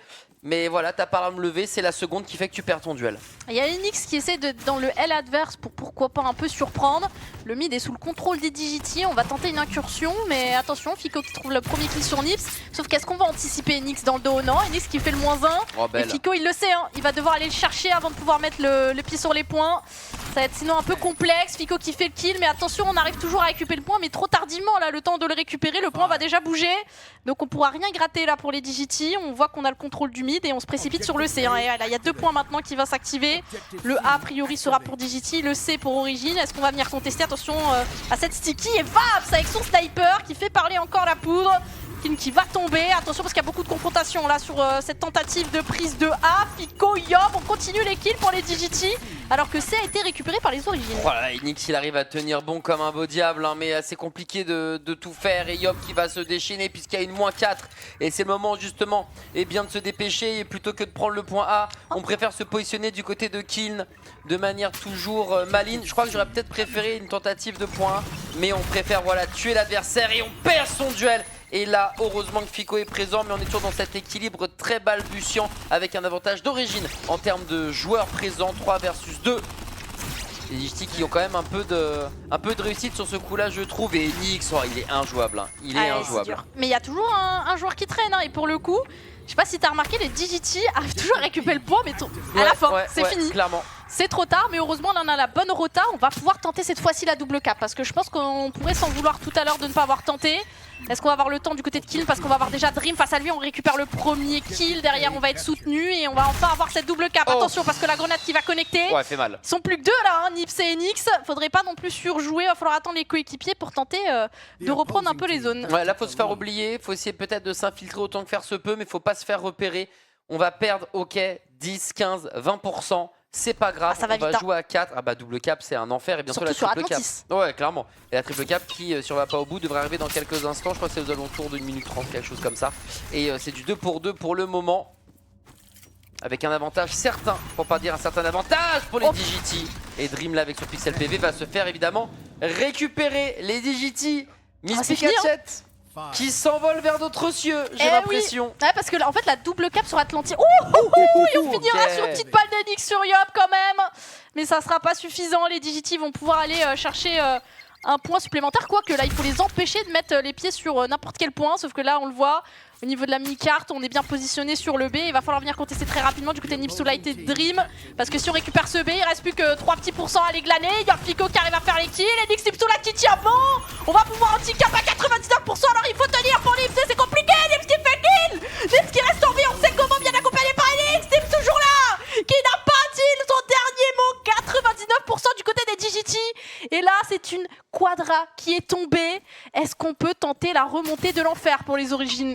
Écoute, pour le spectacle et pour nous, on le souhaite bien évidemment. Pour les DJT, c'est le scénario catastrophe. Tu sais, il commence à faire chaud, on transpire, on a peur de faire les mauvaises décisions. Faut pas s'embrouiller. Le bouclier qui est mis très tôt. Triox qui va se faire fumer, Dream qui aura le revenge. Et on est à 94%. Il faut aller vite, il faut courir. Le point qui va disparaître dans quelques instants. Et la cave. Et non, pas le temps. Origin qui l'emporte finalement 2-0. DJT qui avait tout pour l'emporter. Incroyable. Et cette disparition de points à la toute dernière seconde qui les a mis dans le mal. Alors qu'on voyait le 1 partout. Origin l'emporte et du coup va dépasser l'équipe lyonnaise qui ne fait malheureusement que chuter dans les abysses. C'est terrible, on se rapproche de plus en plus d'un match de relégation pour cette équipe lyonnaise. Félicitations à Reims, félicitations Rémois. Incroyable à la dernière seconde, je pensais que ça allait changer justement de tic de spawn et pas du tout à la dernière seconde. Pixel perfect, comme qui dirait. Ah mais quelle fin de match! Mais en fait, c'est vraiment ça que j'adore chez Atlantis, c'est qu'Atlantis, par rapport à toutes les autres cartes, la double 4 rapporte plus de pourcentage. On va plus vite en montée de pourcentage en double cap que les autres cartes. Et on le voit, hein, d'un coup, ça a accéléré le rythme de la game parce qu'on n'avait plus le temps. Ah, et c'est Nips, toujours le même, je vous l'avais dit. Nips, il fait les kills importants. Il tient, je ne sais comment, avec Enix sur ce point. Aussi, ils ont une des enfers. Ils ont réussi à s'en sortir dans ce bourbier pour réussir à être encore en vie et stopper la cap de cette équipe de DJT. Et à partir de là, ensuite, c'était le dernier teamfight qui allait faire la différence selon qui allait l'emporter. Et malheureusement, les DJT n'ont pas réussi à trouver ce petit truc en plus. Et là, je pense qu'on va pouvoir s'en vouloir parce que vous allez voir après au classement. Cette défaite va faire très mal. Quoi qu'il en soit, vous le voyez devant vos écrans. Pulsar, pour ceux qui n'étaient pas là dès le début de cette soirée, s'est imposé face aux Perses qui malheureusement ne pourront rien faire suite à cette défaite et vont devoir concéder le bas du classement. L'épave Obsidium, suite à un problème technique, sera joué un petit peu plus tardivement dans la soirée. Et nous venons de terminer un Origin DJT d'une haute intensité avec les origines qui s'en sortent in extremis sur le fil du rasoir. DJT qui vont s'en mordre un petit peu les doigts et qui continuent malheureusement avec cette spirale un petit peu difficile. Ça va être dur cette fin de split. Ouais, pour les DJT ça va être dur. En tout cas, félicitations à Reims, on a réussi à finir son assiette. Voilà, ce qui n'était pas forcément gagné. Moi, je voyais déjà que c'était finito, que c'était l'un partout, balle au centre et pas du tout. Le théâtre de toutes les surprises, c'est Atlantis. Le théâtre des rêves. Je le mets pour le prochain case de côté. Théâtre des rêves, Atlantis, ça sera son nouveau nom. C'est exactement ça. Et justement, en théâtre des rêves, il en faut des rêves pour la team honnête, puisqu'ils vont.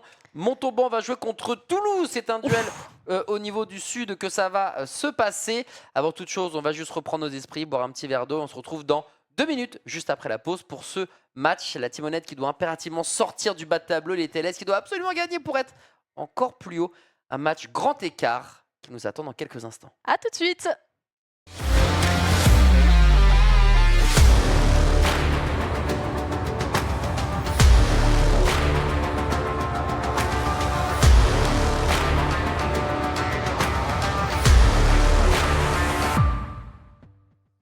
Oned versus TLS, le prochain match, mesdames et messieurs. J'espère que vous êtes bien redescendus en pression suite à ce qui s'est passé tout à l'heure, où vraiment on a eu grosse intensité jusqu'à la dernière seconde. Est-ce qu'on aura le même scénario? Je ne sais pas. Mais en tout cas, beaucoup d'enjeux sur ce match, étant donné que les Oned sont avant-derniers. Ouais. Et là, avec la victoire d'Origine, ça leur fait pas leurs affaires, parce qu'Origine, du coup, s'envole. Et il y a encore plus d'écart maintenant entre cette avant-dernière place, qui, on le rappelle, est une relégation directe au niveau de cette ligue locale. Il n'y aura pas de match de barrage pour les derniers et avant-derniers.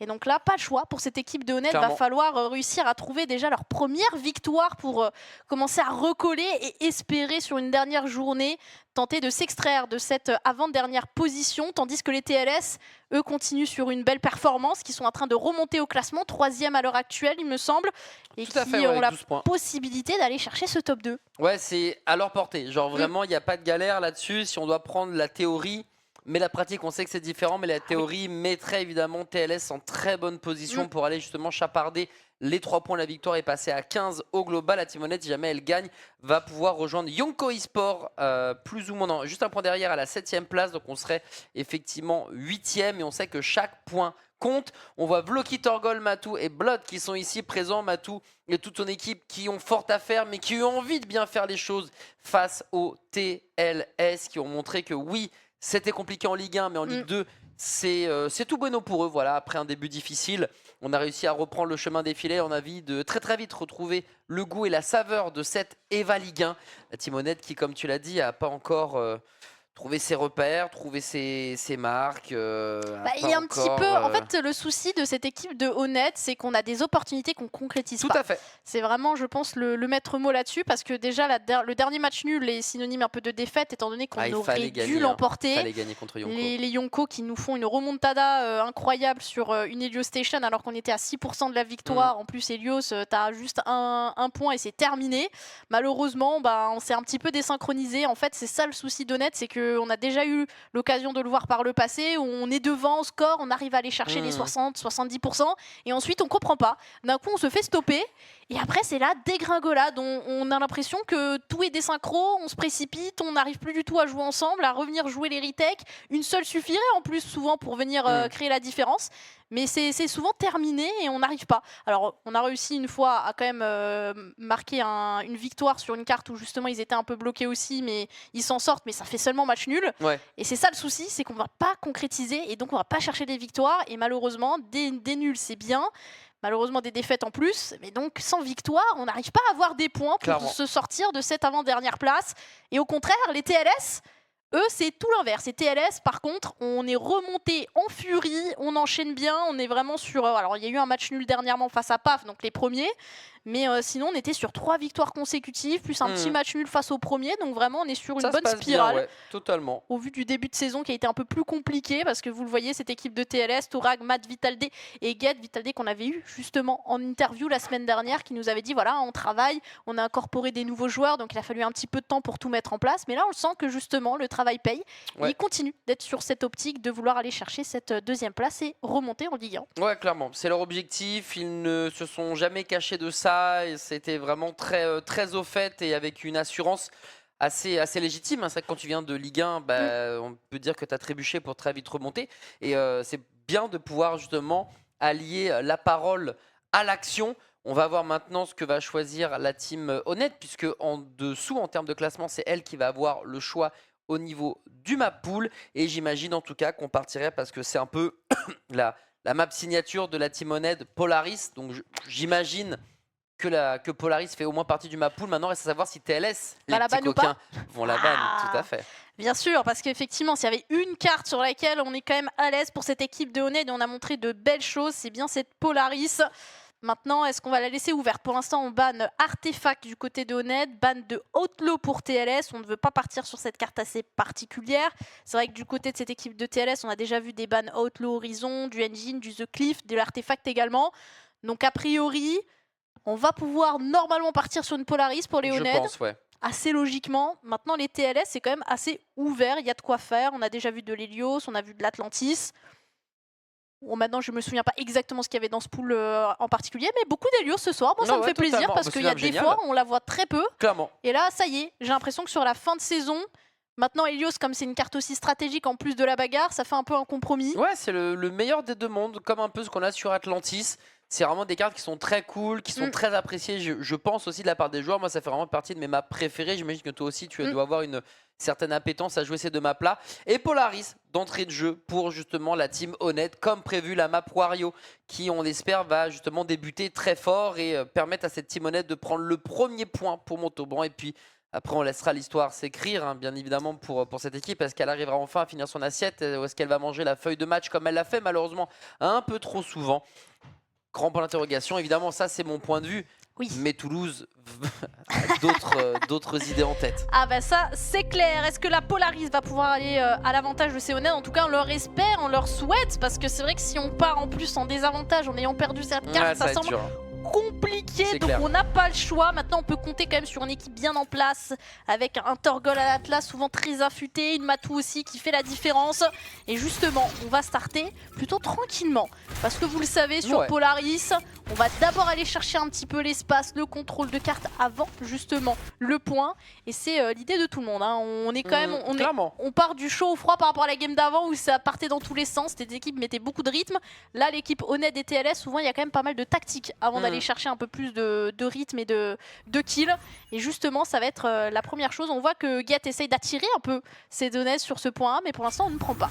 Ouais, on a d'abord balancé un maximum de stuff. On voit qu'on est quasiment sur une position équivalente. Et là, il y a au moins 3 joueurs des TLS qui ont été récupérés. Il faut maintenant réussir à prendre le kill. Bloqué sur la décale qui se fait avoir. Et ça peut être dramatique. Torgol qui prendra un kill important. On va continuer à garder la longue du côté de Blood. Et les premiers pourcentages vont à l'avantage des TLS. Oh, Torgol qui était bien et qui a failli se faire zigouiller, le pauvre. Ah, Vital'D là, il était pas naïf. Alors attention à Mad là qui a une bonne ligne. On décide d'accélérer sur une grenade sonar. On a l'information, en tout cas on va anti-cap pour cette équipe de Honnête. On se fait pas plus que ça contester. On va aller agresser haut. Par contre, il y a Get qui est là, la réception qui fait le -2. Tora qui décide d'accélérer en plus pour aller chercher Blood, mais Blood est solide. Avec Vloki, il reste plus que Blood maintenant seul en vie, qui va devoir malheureusement laisser le point au TLS parce qu'un 1v2 semble quand même un peu compliqué. J'ai adoré l'explosion après avoir pris la cape en mode on va vous surprendre. Ça s'est pas passé comme prévu. Get, il était prêt, il a fait un doublé à lui tout seul sur 2 membres de la team Honnête. Aïe aïe aïe, ça je crois que c'était pas prévu au programme. C'est dommage parce qu'il y avait la fougue, il y avait l'énergie, il y avait l'explosivité. Mais derrière, les TLS étaient vraiment les 2 pieds ancrés dans la neige, inamovibles. Et on va dépasser dans quelques instants les 30%. Et on va pas se faire avoir là-dessus. Si, c'est Blood qui va pouvoir justement faire le premier 100. Le bouclier, il est parfait. On va prendre la hauteur et en kicking l'équipe adverse. Pendant ce temps-là, Torgol qui prend un kill important. Et on va continuer. Blood qui poursuit l'effort. Que c'est bien vu. Et Matou aussi qui prend le kill. Le -4.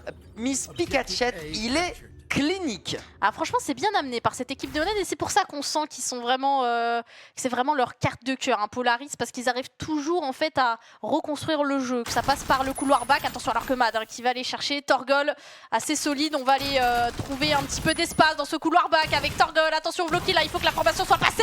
Vloki, auteur souvent de multi-kills là, qui ne pourra faire que du 1 pour 1. Il reste plus que Matou en 1v2 qui a été repéré par Get et qui va même se faire éliminer par Vital'D. Ça va vite du côté des TLS, même pas le temps d'expliquer la stratégie des Honnêtes, qu'on est déjà reparti à l'attaque vers les lignes ennemies et on a récupéré de nouveau ce point.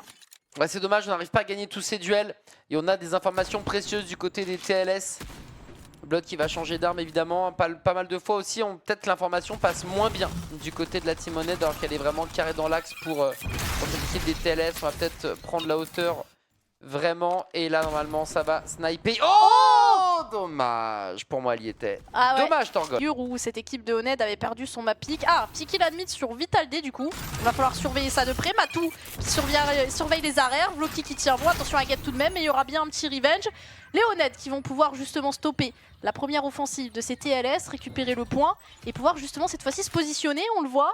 Positionnement plutôt bas sur la carte avec un joueur qui va contrôler le couloir back et les 2 autres qui vont rester plutôt en réception avec des Atlas. Ouais, effectivement, il a fallu un entry pick et c'est l'admin qui leur a donné probablement pour un petit souci du côté des TLS. Vloki qui va perdre son duel. Si, ça va, il y a un revenge. Malheureusement, le revenge maintenant, il est de l'autre côté. Il y a le deuxième qui va s'empaler, Blood. Et c'est peut-être là le premier stop.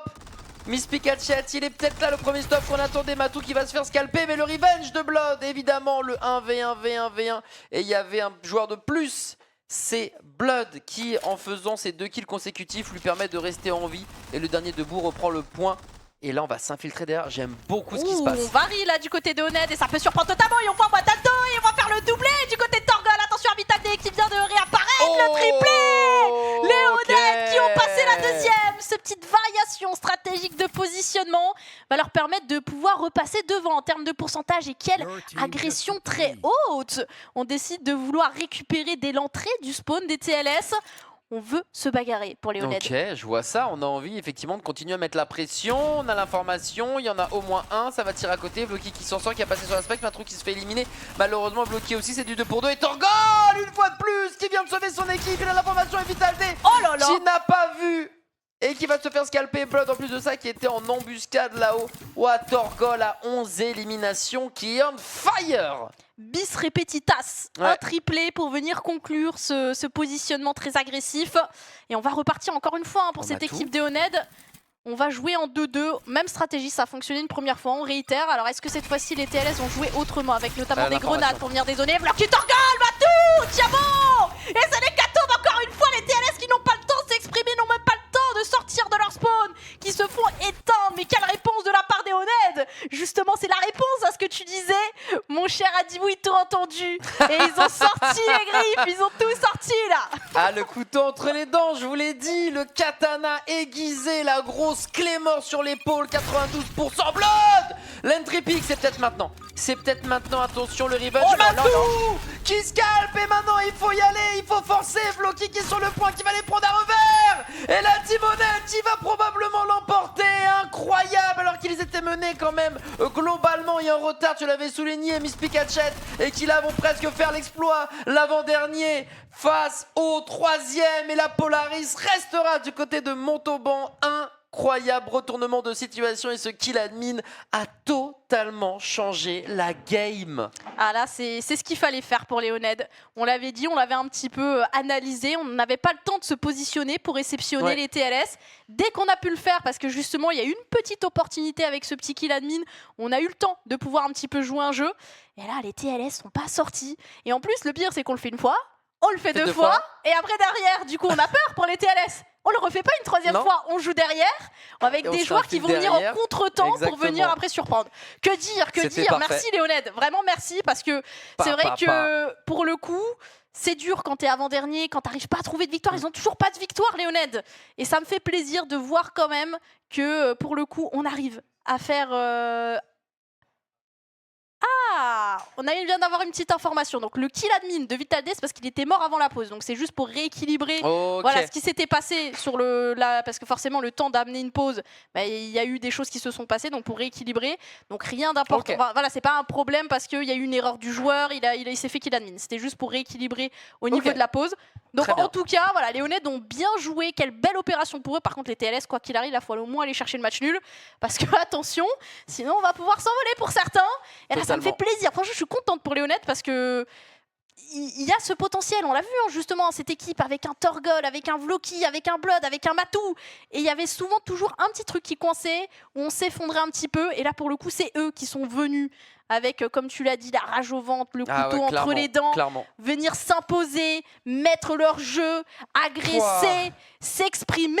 Et ça fait du bien, surtout en fin de saison où on a eu quelques difficultés tout du long, de vouloir un petit peu jouer plus. J'ai l'impression que j'ai senti un petit peu plus libéré, tu vois, sur la fin, quand ils ont vu que, tu vois, les TLS, de toute façon, ça coûte rien, allez, go jouer un petit peu agressif, aggro, jouer notre jeu. Ils ont réussi à le poser, c'est surtout ça la diff. Donc les TLS, maintenant, dos au mur, au moins le match nul, pour essayer d'aller récupérer un point. Mais quoi qu'il arrive, ça sera quand même une mauvaise opération pour TLS ce soir. Après avoir enchaîné le goût de la défaite, puis le goût de la victoire, on aura à nouveau cette amertume, je pense, de la défaite, à voir si, comme je le disais, ce sont des regrets ou des remords qui vont être proposés pour l'équipe de Toulouse qui a des ambitions très hautes, hein, vous le savez, qui veut être dans le top 2 pour tout de suite remonter dans cette Eva Ligue 1, mais là avec les 3 points on était à 15, s'il y a match nul on ne sera qu'à 13, et 13 eh bien ce n'est pas suffisant une encore, équipe à 13. Et non, les Pulsars qui ont gagné justement oui. en début de 8e journée, hein, c'est la première game qu'on a commenté ensemble, tout à fait. Donc là sur les Station, pas le choix, pas le droit à l'erreur pour les TLS, et la Team Honnête qui doit avoir un boost d'adrénaline et de confiance assez insane. Bienvenue une fois de plus sur Helio Station, oui, voilà, mais on est bien dessus. Mais on est très bien sur la Helio, cool, ça se trouve en plus on la verra jouer différemment, parce que c'est ça en plus la beauté d'Eva, c'est que tu peux très bien regarder 3 fois, 4 fois d'affilée la même carte, elle ne sera pas forcément jouée de la même manière, même s'il y a des codes sur toutes les cartes, certaines manières de jouer, des standards, ça s'applique quand même tout le temps après aux équipes, selon ce qu'elles veulent faire, selon leur plan de jeu. Est-ce que le plan de jeu c'est d'être agressif? Est-ce que le plan de jeu c'est de jouer classique? Est-ce qu'au contraire le plan de jeu c'est de surprendre? Est-ce que c'est d'aller presser très haut l'adversaire pour qu'il n'ait pas le temps un peu de réfléchir, de se mettre en place? Enfin, il y a plusieurs manières, plusieurs variantes pour pouvoir jouer les cartes. Et ça, du coup, c'est toujours très plaisant. Donc quand on a une carte que l'on apprécie, comme notamment Helio Station, l'avoir plusieurs fois d'affilée n'est pas gênant. Clairement. Maintenant, les TLS qui sont dos au mur, au moins aller chercher un petit point. Cette équipe portée par son capitaine Vitalde, vont-ils réussir à trouver les ressources sur leur pic pour venir au moins abattre les Léonèdes là-dessus? En tout cas, on décide de starter très très fort. Ça court pour aller chercher justement son téléporteur et aller chercher son off-flag. On anticipe du côté de Mad. Attention parce que cette équipe force l'avancement de Torgal qui continue avec Blood, et c'est l'impression qu'on a, j'ai l'impression de continuer la Polaris là. Là c'est on continue Polaris. Ah, je m'attendais pas à ça. Oh, le timing, en plus de ça, il sait qu'il est là, il a vu les balles en fait, il a vu la balistique et il avait pas mis le char. Enfin, je suis surpris de se faire éliminer aussi rapidement sur son propre home flag, pour être totalement honnête, mais quoi qu'il en soit, ça fait l'affaire des honnêtes qui ont les 2 flags. Ça n'a aucun sens, et Torag qui va venir quand même, voilà. Allez, on arrête là, cette fois-ci Torag et Mad qui ont décidé d'annihiler Torgol. On a l'avantage en termes de points, le point A qui n'est toujours pas lancé, et bien pour le moment on mène, donc pas besoin forcément de créer le jeu. Par contre les TLS sont dans l'obligation de faire l'exploit. Et Matou, on s'est rendu les amabilités. Un partout balle au centre. Un partout balle au centre, mais comme dit, ça fait les affaires de Honed. Maintenant on est en réception. Maintenant, la question aussi, la grande question, c'est est-ce que les Honed vont pouvoir concrétiser jusqu'au bout? Parce que c'est ça leur petit péché mignon. C'est que malheureusement, même quand on est un petit peu devant, qu'on a la possibilité d'aller chercher une victoire, il y a toujours quelque chose à un moment qui coince. Mais en tout cas pour l'instant, on est devant. Est-ce que les TLS vont réussir? Attention, parce que c'est quand même les TLS en face. Hein. C'est pas n'importe qui. Joe le rigolo, ouais, c'est clair. Effectivement, donc on sait qu'il y a du niveau, il y a moyen d'aller chercher de très belles choses aussi. Et là on a tout vu. Tu l'as dit, la sonar qui a révélé le positionnement, mais pour l'instant on l'utilisera pas pour avancer du côté de cette équipe de TLS. On attend le bon timing pour sortir, parce que vous le voyez, il y a justement des barrières qui se lèvent et qui se ferment. Get qui va reprendre un petit peu d'espace au niveau de cette hauteur. Get, il a un pixel, hein. Il a un pixel PV, obligé de mettre son bouclier. Et Blood qui va essayer peut-être de prendre le kill. Torag qui a envie d'y aller, mais qui sait qu'il peut se faire vaporiser à n'importe quel moment. Et pour le moment, justement, on est sur une sorte de 1, 2, 3 soleil. Le premier qui bouge se fait exterminer. Et à ce moment-là, il faut attendre à nouveau le stuff, la grenade qui va permettre de révéler les adversaires, le bouclier, ou alors une dinguerie. Torag qui prend un kill, c'est bien, mais ce n'est pas suffisant. Et encore une fois, on a l'information du reste de l'équipe. Et grâce à ça, Get prendra un kill important. Ouais, mais attention, parce qu'on s'est fait un petit peu tuer là avec cette grenade. On va quand même récupérer a priori le point. Mad qui va aller chercher un petit peu plus loin. Il reste plus que Blood avec Torgal qui vient de respawn. Blood qui gagne son duel, c'était important celui-ci, fallait pas concéder la triple cap. On a de toute façon encore cette avance, même s'il va se réduire de plus en plus avec la double cap récupérée par les TLS. Et on le voit notamment à Torgal en train de se positionner. Torag qui fait des kills sur Blood, ça c'est la bonne opération du côté des TLS. Même si Torgal a encore ce mot à dire. Attention à Get là, qui va mourir du décor. On a un avantage numérique, est-ce qu'on va l'utiliser pour les Honed? Ça va être compliqué, pas mal la grenade qui va permettre un positionnement différent. Oh, il a failli être collé. Torgal qui sort derrière, impossible d'aller le chercher justement. On va peut-être revenge à gauche, à droite, on était partout. La triple cap qui est en cours, je ne sais pas si on va pouvoir la récupérer. Et on va switcher. Oh, Torgal monstrueux, mais c'est sa spéciale, c'est son move signature. Et il faut continuer peut-être à forcer le niveau de ce point. Non, puisque le point B est en train d'être cap pour les TLS, très malin, vu que c'est la pression chez eux. Ils mettent la pression chez les autres pour rendre fou cette équipe de la Honed. C'était très malin, mais Matou a décidé à l'AK-77 que ça se passerait différemment. Ouais, Blood aussi qui va aller chercher. Le B va pouvoir être récupéré sous le joug d'Eoned. Blood qui décide de rester encore dans ce middle. Ouh, attention Thorag là qui ne pensait pas avoir un joueur dans son dos. Vital D qui arrive à faire un kill, mais encore une fois, on a la possibilité d'aller chercher une double cap. Le C qui va être récupéré par cette équipe de TLS. Est-ce qu'on va tenir? Bon, oui, double récupéré. Vital D qui a été repéré, mais qui fait un kill en tout cas du côté de Get. Ah, Thorag, encore une fois, il y a des kills admin qui pleuvent sur cette game. Get qui fait son petit kill, situation de 2v2. Est-ce qu'on va enclencher là? Si Thorag n'avait pas le kill admin, on avait l'avantage numérique. Là, ça enclenchait de fou. Pika, tu t'en doutes bien évidemment. Et ça aurait pu partir en cacahuète, mais on va tranquillement se poser. Get est très bien positionné. Attention, est-ce qu'on a là? Non, on n'a pas l'information encore. Get qui pourrait bien mettre le boxon, semer une zizanie. Pas possible dans les rangs de Montauban. Ouais, la grenade sonore encore une fois du côté des TLS qui trouvent toujours au moins une cible. Et là on va enclencher, vous le voyez, un petit jeu de stuff qui a été utilisé. On va protéger, on arrive à faire du 1 pour 1 et ça arrive dans le bloqué. Le turn, il n'était pas du tout naïf. Il fait le kill qu'il faut pour maintenir cette double cap. Attention, au niveau de ce téléporteur, Vital D était la réception. On a toujours cet avantage pour Leoned.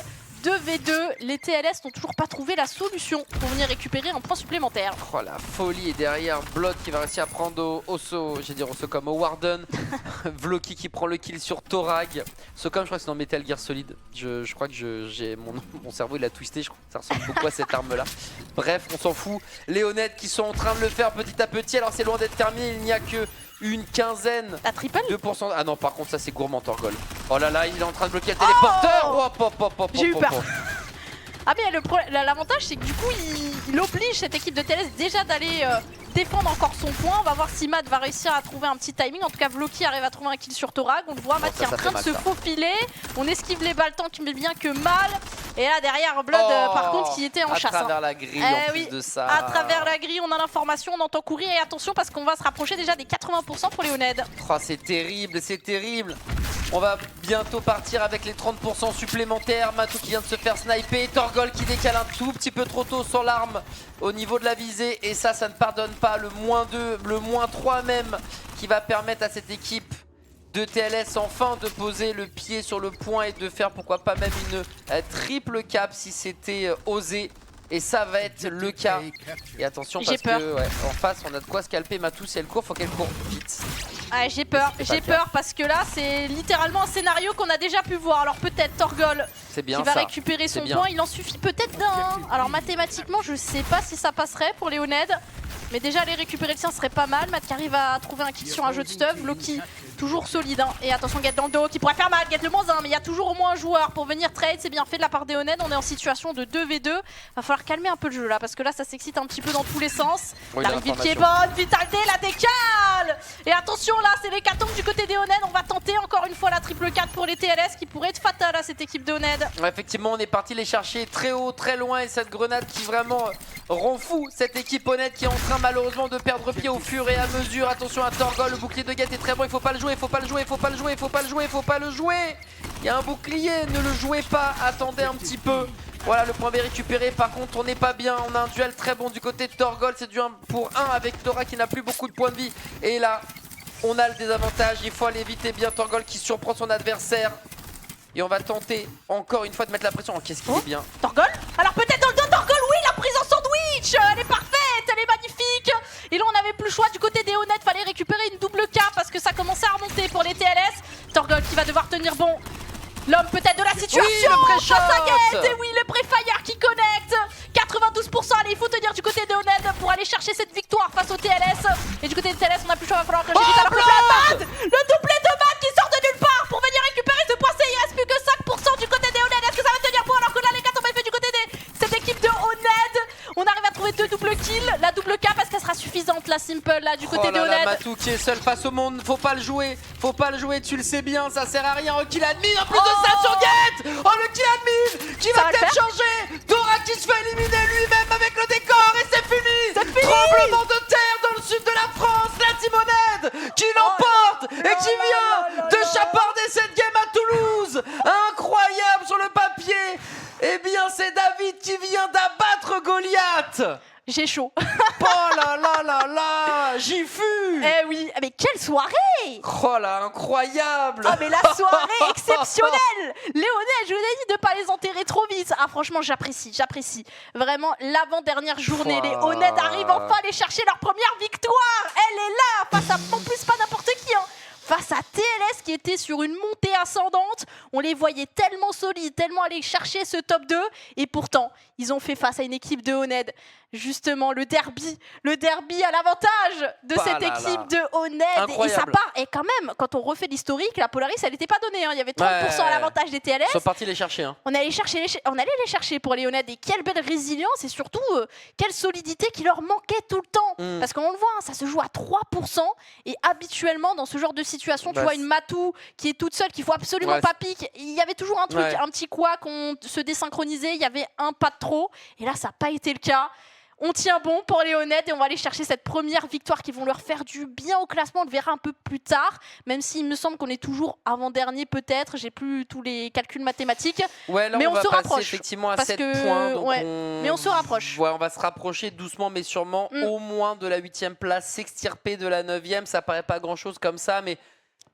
On se laisse la possibilité, c'est ça, c'est pas encore fini. Tout à fait, il y a un monde où la relégation n'est pas automatique, mais ça serait plutôt un match de barrage à faire contre des joueurs que l'on va retrouver d'ailleurs un peu plus tard, qui eux viennent de ligue locale et qui jouent justement un tournoi le 7 décembre ici à Paris-Est pour découvrir quelles vont être les équipes qui vont pouvoir s'essayer à l'Eva Ligue 2, en tout cas ce fameux match de promotion.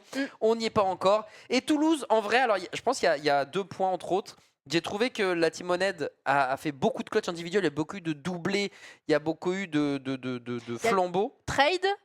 Des trades gagnants, des doublés, des turns incroyables. Franchement, et la team TLS, le nombre de kills, soit admin ou environnementaux, qui étaient peut-être un tout petit peu trop présents et qui a déclenché les bons moments. Parce que quand tu commences avec un moins ou un moins 2, là, c'est pas la même dynamique. C'est pas la même, surtout qu'il y a un moment, on est en situation de techniquement 3v2, où on peut aller chercher un point supplémentaire, on peut pas le faire. Et d'ailleurs, en plus, on freeze du coup sur cet instant-là, je vais y arriver, parce qu'on a un kill de décor. Et ça, c'est les petites erreurs justement qu'on veut éviter du côté de Vital D. Il nous l'avait dit en interview, mais malheureusement qu'on a faites et qui ont payé derrière le prix fort. Ça arrive au meilleur. Mais pour le coup, c'est ces petits détails qui ont fait la différence. Mais c'est vrai que là, les TLS, ils ont fait face quand même à une équipe de Honnêtes qui avait, on le voyait, la rage au ventre, très rythmée, très dynamique. On s'est pas endormi. On n'a pas fait le pas de trop quand il le fallait, on va dire, sur les dernières actions. Vraiment, ça se joue à pas grand-chose. Des duels aussi remportés. Donc on avait quand même un bon firepower dans l'ensemble du côté de cette équipe de Honnêtes, avec forcément un joueur qui s'est un petit peu plus montré, même si ça a été quand même une cohésion de groupe, parce qu'à un moment, par exemple, il y a des prises sandwich où on vient chercher dans 2 endroits différents pour justement un petit peu déstabiliser cette défense. Malheureusement, les TLS là qui font littéralement la mauvaise opération, comme les LFA la semaine dernière, forcément une défaite dit potentiellement j'allais dire les copains, pas du tout, les adversaires qui vont aller chercher eux et grappiller des points, donc ça fait un petit statu quo pour eux, alors qu'on était sur une bonne lancée. Mais c'est la loi de... Il faut toujours un gagnant, un perdant, ou des fois un match nul, mais du coup pas vraiment de gagnant. C'est un peu la loi du sport, si j'ose dire. Et cette fois-ci, les Honnêtes ont été au-dessus, donc bien joué à eux. Et malheureusement, les TLS, va falloir se rattraper la semaine prochaine. C'est ce qu'on peut leur souhaiter pour cette course à la 2e place. Mais pour ça, il reste encore un match, les LFA versus les Yonko. Où ça aussi, les LFA, il va falloir un petit peu se rattraper. On a perdu la semaine dernière, on a dégringolé dans le classement, on a perdu 2 places. Pour les Yonko, on fait un petit peu statu quo avec des matchs nuls. En plus, plutôt inespérés quand même sur le dernier. Clairement. Va falloir un petit peu plus se relancer. Ça va être dans quelques instants après une petite courte pause. On vous dit à tout de suite.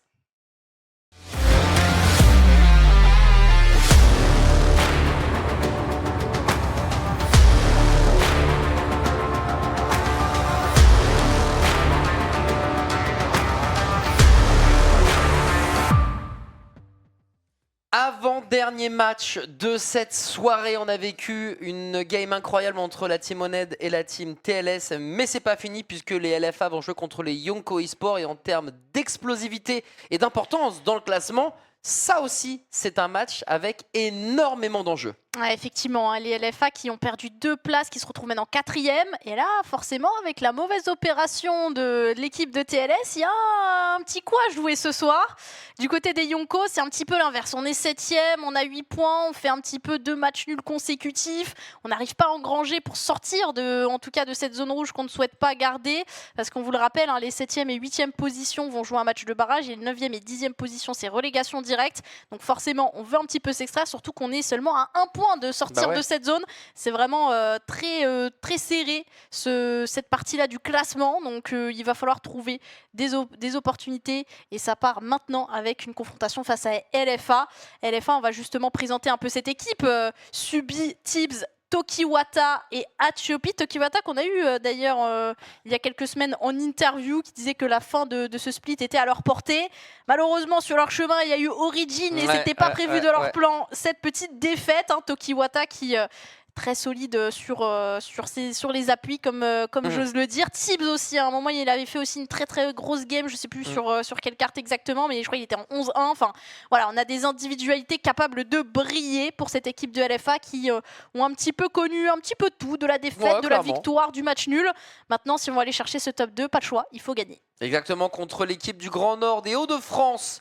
On les appelle les Yonko eSports, une équipe qui est ultra forte sur le papier. Zeiko, Clever, Azwak, Chopperman, des individualités vraiment en or et un collectif qui s'affine, qui se polit au fur et à mesure, peut-être un peu tardivement, mais qui annonce en tout cas de très belles choses. Pour le moment, 7e avant tous les matchs qu'on a pu voir de cette 8e journée, avec 8 points. On était, tu le disais, dans une zone compliquée, celle où on devait se battre pour rester en EVA Ligue 2. Donc ça serait pas mal d'accrocher une fois de plus les LFA. Les LFA, on l'a vu, qu'on pouvait justement leur mettre des petites béquilles comme ça dans les chevilles et les faire trébucher. Maintenant les LFA, 11 points. Si on arrive à gagner ce match là, on passe à 14. Et au vu de tous les résultats chaotiques qu'il y a eu ce soir, c'est peut-être le hold-up si les LFA l'emportent. Ouais, et sachant qu'il y a un petit changement dans ce petit roster de Yonko. On a Zeiko qui joue, alors qu'habituellement on avait un peu plus Alvor qui était aligné sur la feuille de match. Exactement. Donc à voir un petit peu ce que va pouvoir apporter notre cher Zeiko pour le coup.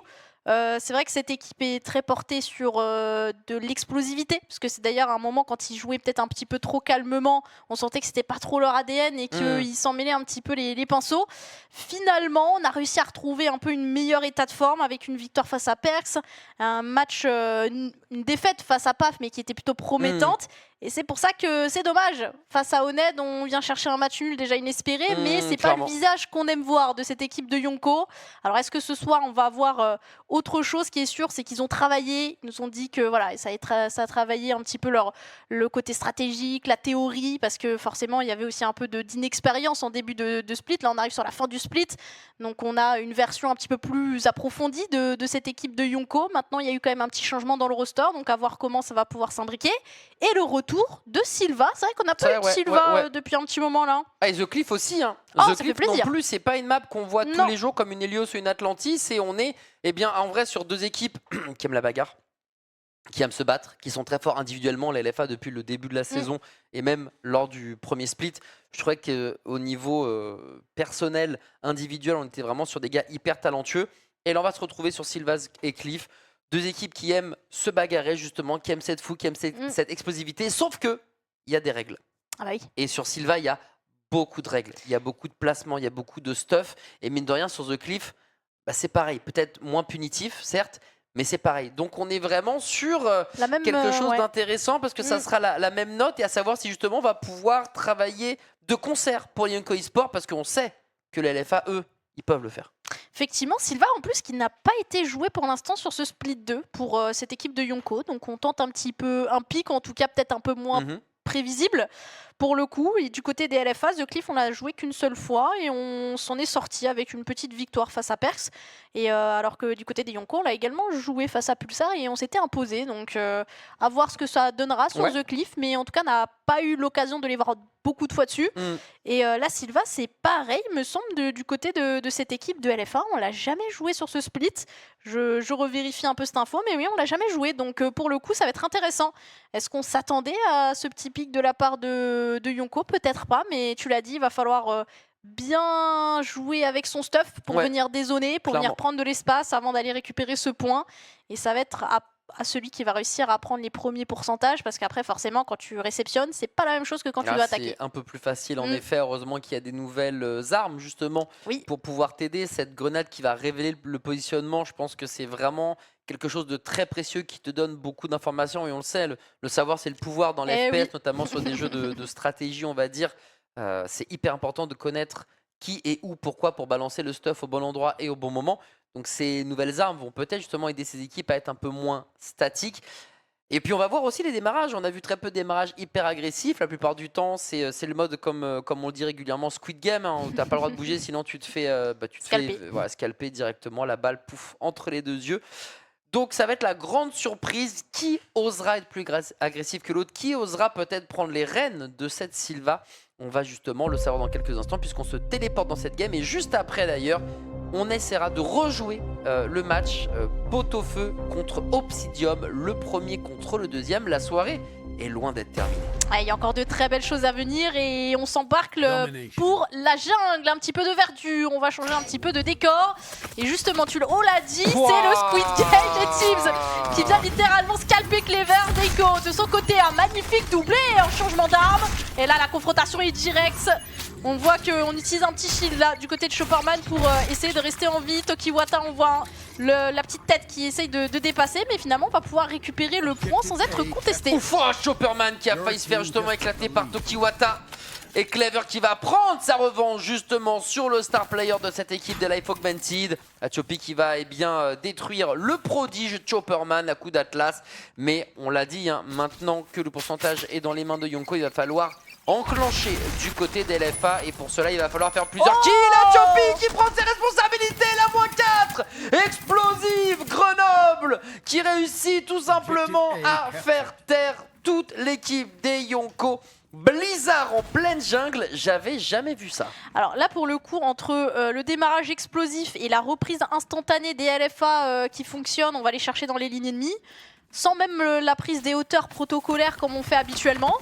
On va dire chapeau bas, ça fonctionne. Maintenant on a vu une première ouverture trouvée. Subi aussi qui prend un petit peu la foudre de la part Zeiko. Zeiko pour l'instant très pertinent, On le voit avec sa Spectre. Attention à Tibbs et à Choppy qui ont le bon read, avec un petit doublé de la part de Tibbs qui a toute l'information. Reste plus que Chopperman. Chopperman qui ne pourra pas rester en vie. Beaucoup trop de monde qui lui tire dessus. On a le contrôle des deux hauteurs pour cette équipe de LFA qui maintient le point A. Ouais, Tibbs qui va changer de positionnement. Il sait qu'il s'est fait griller sur cette hauteur, justement cette corniche très importante. Grosso modo, c'est bien d'avoir les deux. Et c'est le cas d'ailleurs pour les Life Augmented. Un peu moins agressif avec Choppy qui est plus dans son spawn. Et puis Tibbs qui, lui, que je le disais à quelques instants, a troqué la corniche adverse contre juste l'espèce d'immense arbre qui va lui permettre bien quand même d'avoir une belle ligne au niveau du container. Ouais, Zeiko qui va utiliser son shield pour temporiser un petit peu, tenter de s'infiltrer au niveau de ce conteneur. Sauf que les grenades sont pixel perfect. On essaye de reprendre cette hauteur, mais on se fera directement arrêter, stopper net. Les LFA qui défendent pour l'instant d'une main de maître, et Chopperman qui va devoir malheureusement tomber sous les coups de Tibbs. Voilà, -4, elle est énervée. Tibbs qui est en plus de ça aidé de Tokiwata. Ok, Tibbs qui va essayer d'aller très loin. Je sais pas si on s'est fait remarquer, mais là, encore une fois, on a des positionnements très taquins. Ouais, pas pour le coup, Tibbs là vraiment qui pourrait faire très mal si on n'est pas checké. Je suis pas sûr qu'on doit se douter de sa position. On le voit, Chopperman qui fait un tout droit, ça y est, on a l'info mais c'est trop tardif. Tibbs qui va pouvoir en plus s'extraire et se repositionner. On a l'avantage numérique, surtout qu'on est bien accompagné parce qu'Choppy il fait un massacre. Clever pour répondre, mais c'est bien le seul malheureusement. Avec son Atlas, il pourra pas trouver d'autres kills, et derrière les LFA qui vont déjà aller chercher le 60%. Donc on va falloir réussir à trouver la possibilité de mettre un petit peu les pieds sur ce point, et surtout déloger les adversaires. Ouais, mais tu l'as dit tout à l'heure, vraiment Sylva pour récupérer, c'est peut-être une des cartes les plus compliquées. Parce que quand tu es dans la hauteur, c'est vraiment plus facile pour l'équipe qui mène justement de continuer. Voilà. Et tu te fais éclater, c'est du 2 pour 2, mais va chercher en 2 pour 2, c'est vraiment trop complexe. Et on va essayer de venir le chercher. Chopperman qui malheureusement, en plus de ça, n'arrive pas à être dans son mode le Chopperman des grands jours. Et encore une fois, Tokiwata. Et en plus, cette équipe d'LFA, elle défend de manière si agressive, si surprenante, en prenant des poses différentes, mais toujours proche du spawn. Là, qui se doute que derrière cet arbre, il y avait Tibia. Tokiwata, il s'est positionné. Enfin, je veux dire, c'est dur, regarde où il est. Non mais là l'arbre le cache, tu vois ce que je veux dire? Ouais, ils ont un peu inversé parce que tout à l'heure c'était justement Tibbs qui avait joué un petit peu ce rôle d'être très haut, et là c'est Tokiwata. Et en fait c'est la bonne opération hein, parce qu'ils perdent énormément de temps les Yonko à réussir à avancer un petit peu et on trouve les premiers entry kills.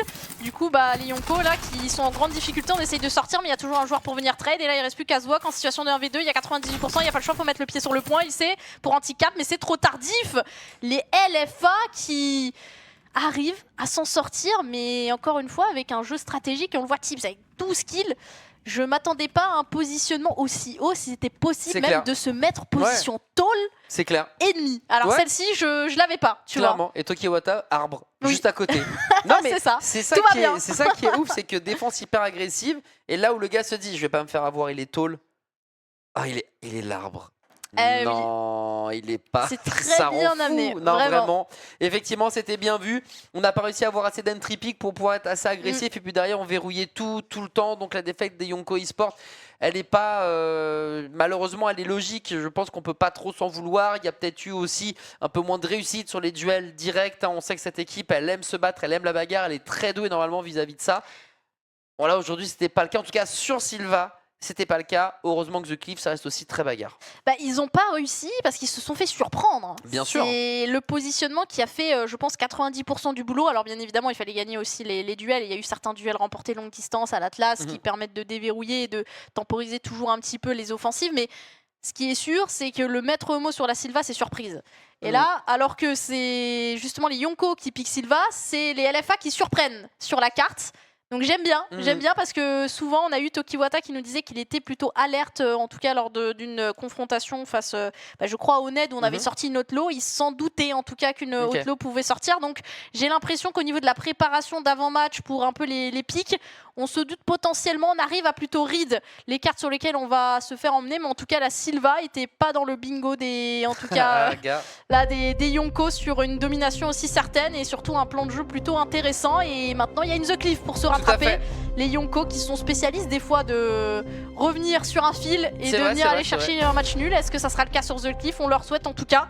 Ce qui est sûr, c'est que les LFA ont la possibilité de venir gagner 3 points importants. Ouais, les 3 points ils sont importants, ça permettrait de se propulser plus haut dans le classement avec 14 points. La grenade elle est très belle et voilà, là dans les duels sans surprise en 1v1 Gare du Nord, là ça se passe mieux pour les Yonko eSports. Là je le reconnais, Tokiwata qui est encore en vie avec son petit kill mais qui n'a pas le droit de moufter sous peine de se faire clim. Et la patrouille qui part à l'assaut. Par contre, il faut un revenge. S'il n'y a pas de revenge, c'est un free kill pour Tokiwata qui va pouvoir s'enfuir comme un prince. Attention parce que les surprises, on sait, c'est bientôt Noël. Voilà, donc on aime en distribuer. Mais doucement, doucement et Tokiwata qui va enfin se faire stopper. Il faut jouer ensemble. Grosse bagarre là dans ce couloir back. On sent que c'est la zone qu'il faut contrôler. Et Tibbs qui va arriver dans le dos. On va complètement surprendre Zeiko qui ne s'attendait pas à avoir un joueur à cet endroit là. Clever aussi qui va prendre la foudre de Tibbs. On le sait, joueur qui peut faire énormément de mal. Et pour l'instant, il commence d'une main de maître. Même si le point a enfin été récupéré. Azwok, souvent l'homme de l'ombre qui arrive à créer des différences. Même si cette fois-ci, il va se faire arrêter par Tibbs. Tibbs qui est dans une furie meurtrière. Heureusement, Chopperman peut venir l'arrêter. Est-ce qu'on a la possibilité d'aller chercher ce point? Non, parce qu'il y a un joueur encore très haut, c'est Tokiwata et les LFA qui défendent très haut sur la carte. Ouais, pas mal la grenade pour empêcher son adversaire d'arriver. Subi qui va tomber, Subi qui va prendre le kill face à Chopperman. Chopperman qui malheureusement n'arrive pas à gagner ses duels. Et Clever aussi qui est l'autre homme fort je trouve de cette équipe qui n'arrive pas non plus à s'exprimer. Tibbs qui est fort, Tokiwata également. Et ça se transforme, ça se matérialise par maintenant plus de 20% d'avance en faveur de LFA. On a eu un départ canon du côté des Hauts-de-France. Et ça se tasse un peu plus maintenant. Et je crois qu'on va pouvoir repartir de ce pas. Ouais, totalement, et récupérer justement ce point avec un peu plus de la vingtaine de pourcentage qui était en faveur des LFA.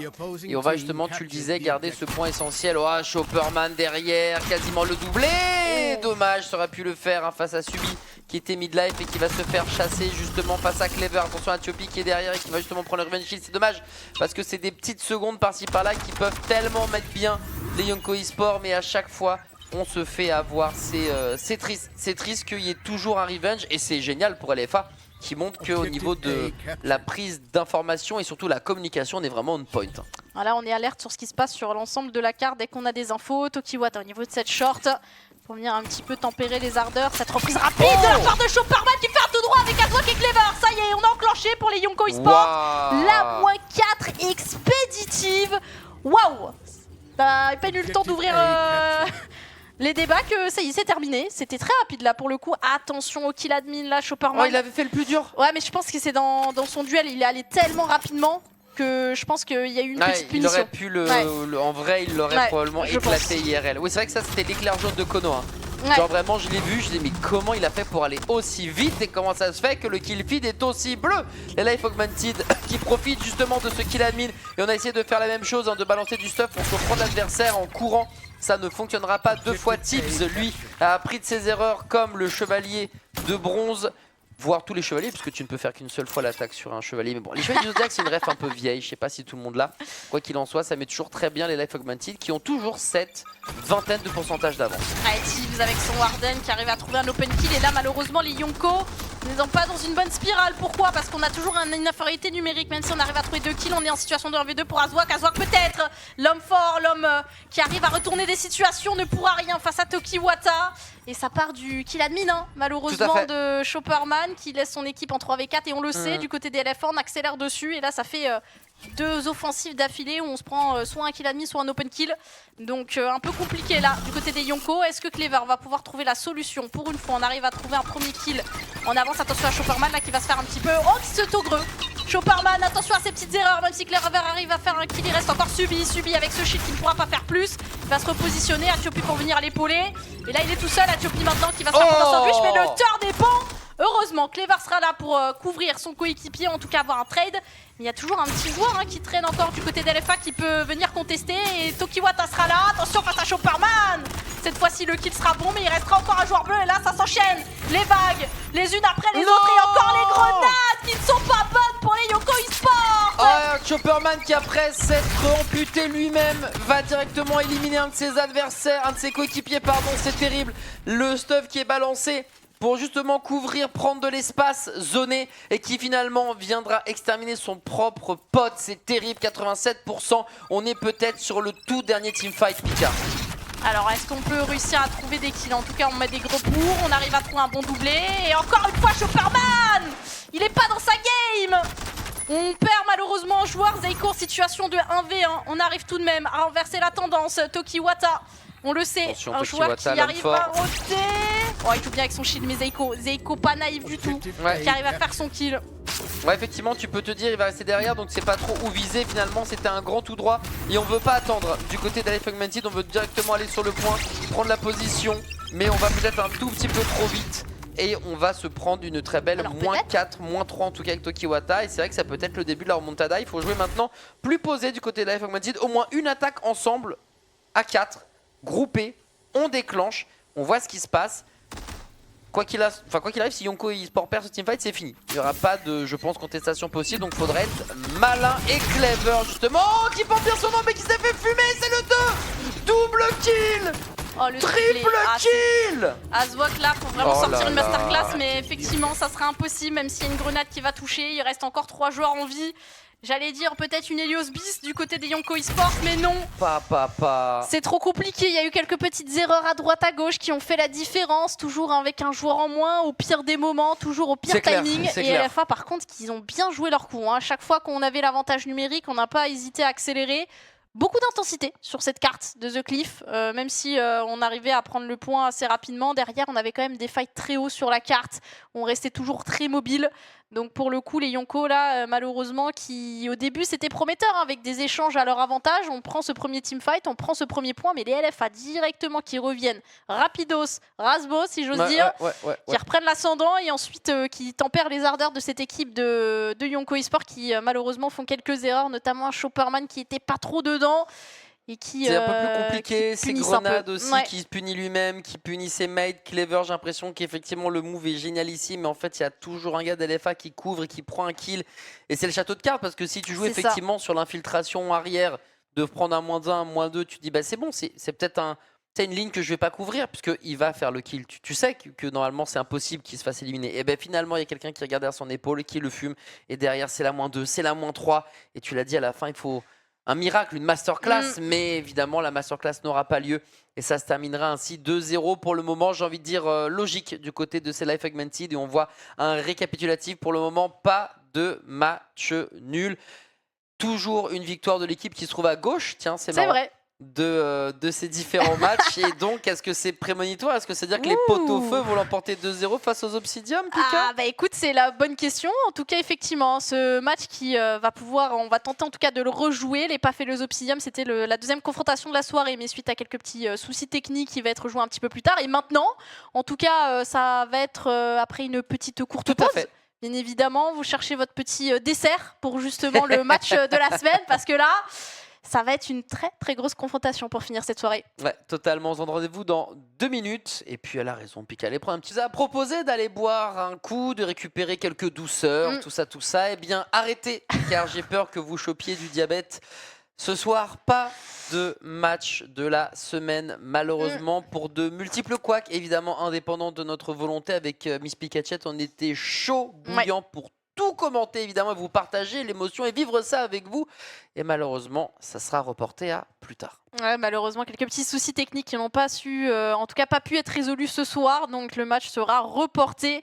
Nous n'aurons pas ce match de la semaine, mais quand même, cette soirée a été riche en rebondissements. Oh oui. Pas mal de beaux matchs et ça va faire varier ce classement. Alors bien évidemment, le classement qu'on va vous montrer, et il manque quand même le match de Paf et de Obsidium, mais tout de même, vous allez pouvoir voir ce qui s'y passe et il y a du mouvement en haut avec l'arrivée des LFA qui reprennent la deuxième position, mais bien évidemment, sous contexte de ne pas avoir les Obsidium et les Paf qui se sont en tout cas affrontés. Tout à fait, les Pulsars aussi qui viennent de gratter une petite place. La chute des TLS. Ah, celle-là, elle fait mal. Ouais. Celle-là, elle n'était pas prévue au programme, je vous le dis. Les Origins qui arrivent à être plutôt pas mal. 6e place, alors ils étaient à la 7e. Ouais, donc ça voilà, remonte petit à petit. On s'extirpe justement de ces matchs de barrage. Bon, bah, les Digiti, malheureusement, c'est toujours aussi compliqué. Yonko eSport, suite à cette défaite-là, ça fait mal. Et puis les Honnêtes qui gagnent enfin leur premier match et qui pourraient, incroyable, sortir, peut-être même arriver à la 6e place, qui sait, en tout cas la 7e, pour ces fameux matchs de barrage. Donc vraiment, rien n'est joué, même dans le bas du classement, ça va être ultra serré. On ne pourra pas vous commenter, donc on l'a dit, le match de la semaine, mais on va avoir les yeux rivés sur le résultat de celui-ci, parce qu'il va peut-être potentiellement chambouler tout ce classement, ou en tout cas donner encore plus envie aux équipes qui sont en embuscade de se battre tel des beaux diables. Ah, ça c'est clair, mais la question aussi c'est quels seront le dernier match, la dernière journée, quelles seront les dernières confrontations, parce que ça aussi ça va jouer. Et justement on a une affiche de taille, les Digiti qui sont retombés dans le classement dans ce tournant infernal vont devoir se relancer face aux LFA qui ont bien répondu suite à leur dernière défaite avec une victoire ce soir. Léoned, pas le choix, vont devoir aller chercher une victoire face à Obsidium. Alors les Obsidium qu'on n'a pas pu voir ce soir mais qui joueront donc ultérieurement, qui eux aussi ont une bataille féroce pour la 2e place. Donc les Honnêtes, ça va être compliqué. Après on avait dit la même chose sur le match de ce soir, on a réussi à s'en sortir. Maintenant la marche sera peut-être un peu haute face à Obsidium, mais rien n'étant possible, surtout sur cette dernière journée. On aura également les Pulsars qui vont affronter les Paf. Ça, c'est pas forcément un bon tirage. Les Pulsars qui n'avaient pas encore affronté cette équipe de Paf en première position. Mais en tout cas, on s'est quand même donné un petit peu d'air pour cette équipe de Pulsars. Et derrière, par contre, les TLS qui ont un petit peu dégringolé vont faire face au Yonko eSport. Ouais, totalement. Il va falloir essayer de revenir. Après, voilà, tu l'as dit, hein, on a trébuché, chef. On a glissé comme il fallait face à la Team Honnête. Eh bien, il va falloir cette fois-ci concrétiser pour espérer avoir à minima une sorte de destin entre ses mains. Et puis les Perses qui, pour l'honneur, vont essayer de choper leur première victoire face à des Origins qui, eux, ont réussi à justement quitter le top 7 et ça serait dommage d'y retourner. On n'a pas envie de jouer un match de barrage pour les Origins, hein, pour cette équipe rémoise. Donc le but, c'est de gagner afin de souffler. C'est clair qu'il n'y a pas forcément de top 2 ni de top 1 pour eux, mais si on peut s'éviter les complications en allant batailler contre des équipes de ligue locale qui ont eux aussi la fleur au fusil et qui sont prêts à tout arracher sur leur passage, c'est un petit bonus qu'on va prendre avec plaisir, je pense. Ouais, effectivement, on vous le rappelle, hein, les dernières et avant-dernières positions qui sont des positions de relégation, on n'aura pas de match à jouer pour sauver sa place. Par contre, la 7e et la 8e, c'est le cas. Ce qui ne sera pas le cas d'ailleurs aussi, c'est les matchs de promotion. Donc la première et la 2e place de la Ligue 2 montent direct en Ligue 1. Donc forcément, cette 2e place est prisée, étant donné que la première est sous le contrôle pour l'instant des PAF, qui a quand même une bonne avance au score. Mais comme on vous l'a dit, il y a encore de gros changements qui peuvent arriver dans ce classement selon la dernière journée, selon les derniers matchs, qui va réussir à sortir son épingle du jeu. j'ai envie de vous dire rendez-vous la semaine prochaine. Bah évidemment, évidemment Pika, rendez-vous la semaine prochaine les amis pour vivre le dénouement de ce split hivernal, la 9e et dernière journée ici même à 20h sur _France. On vous souhaite évidemment de passer une très belle soirée. Merci beaucoup à Coco et Liam à la prod, à la réal d'avoir régalé du début à la fin. Merci à vous d'être resté jusqu'au bout malgré le report de ce match de la semaine. Et enfin, merci beaucoup Pika d'avoir été avec moi ce soir. Comme d'habitude, un vrai plaisir de commenter à tes côtés. Ah bah toujours un plaisir. Merci à toi mon cher Adibou. On a eu de très belles confrontations. Franchement ce soir, ça a été un avant-dernière journée, un petit préambule de ce qui attend sur la dernière. Et franchement, c'est très plaisant. Donc on vous donne rendez-vous à la semaine prochaine. Passez une bonne soirée, une bonne semaine. À la semaine prochaine sur Eva France.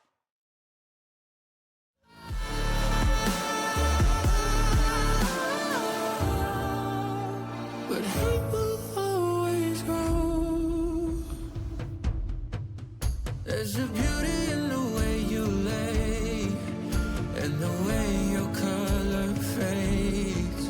You stand out now with your imperfections. Oh, it was never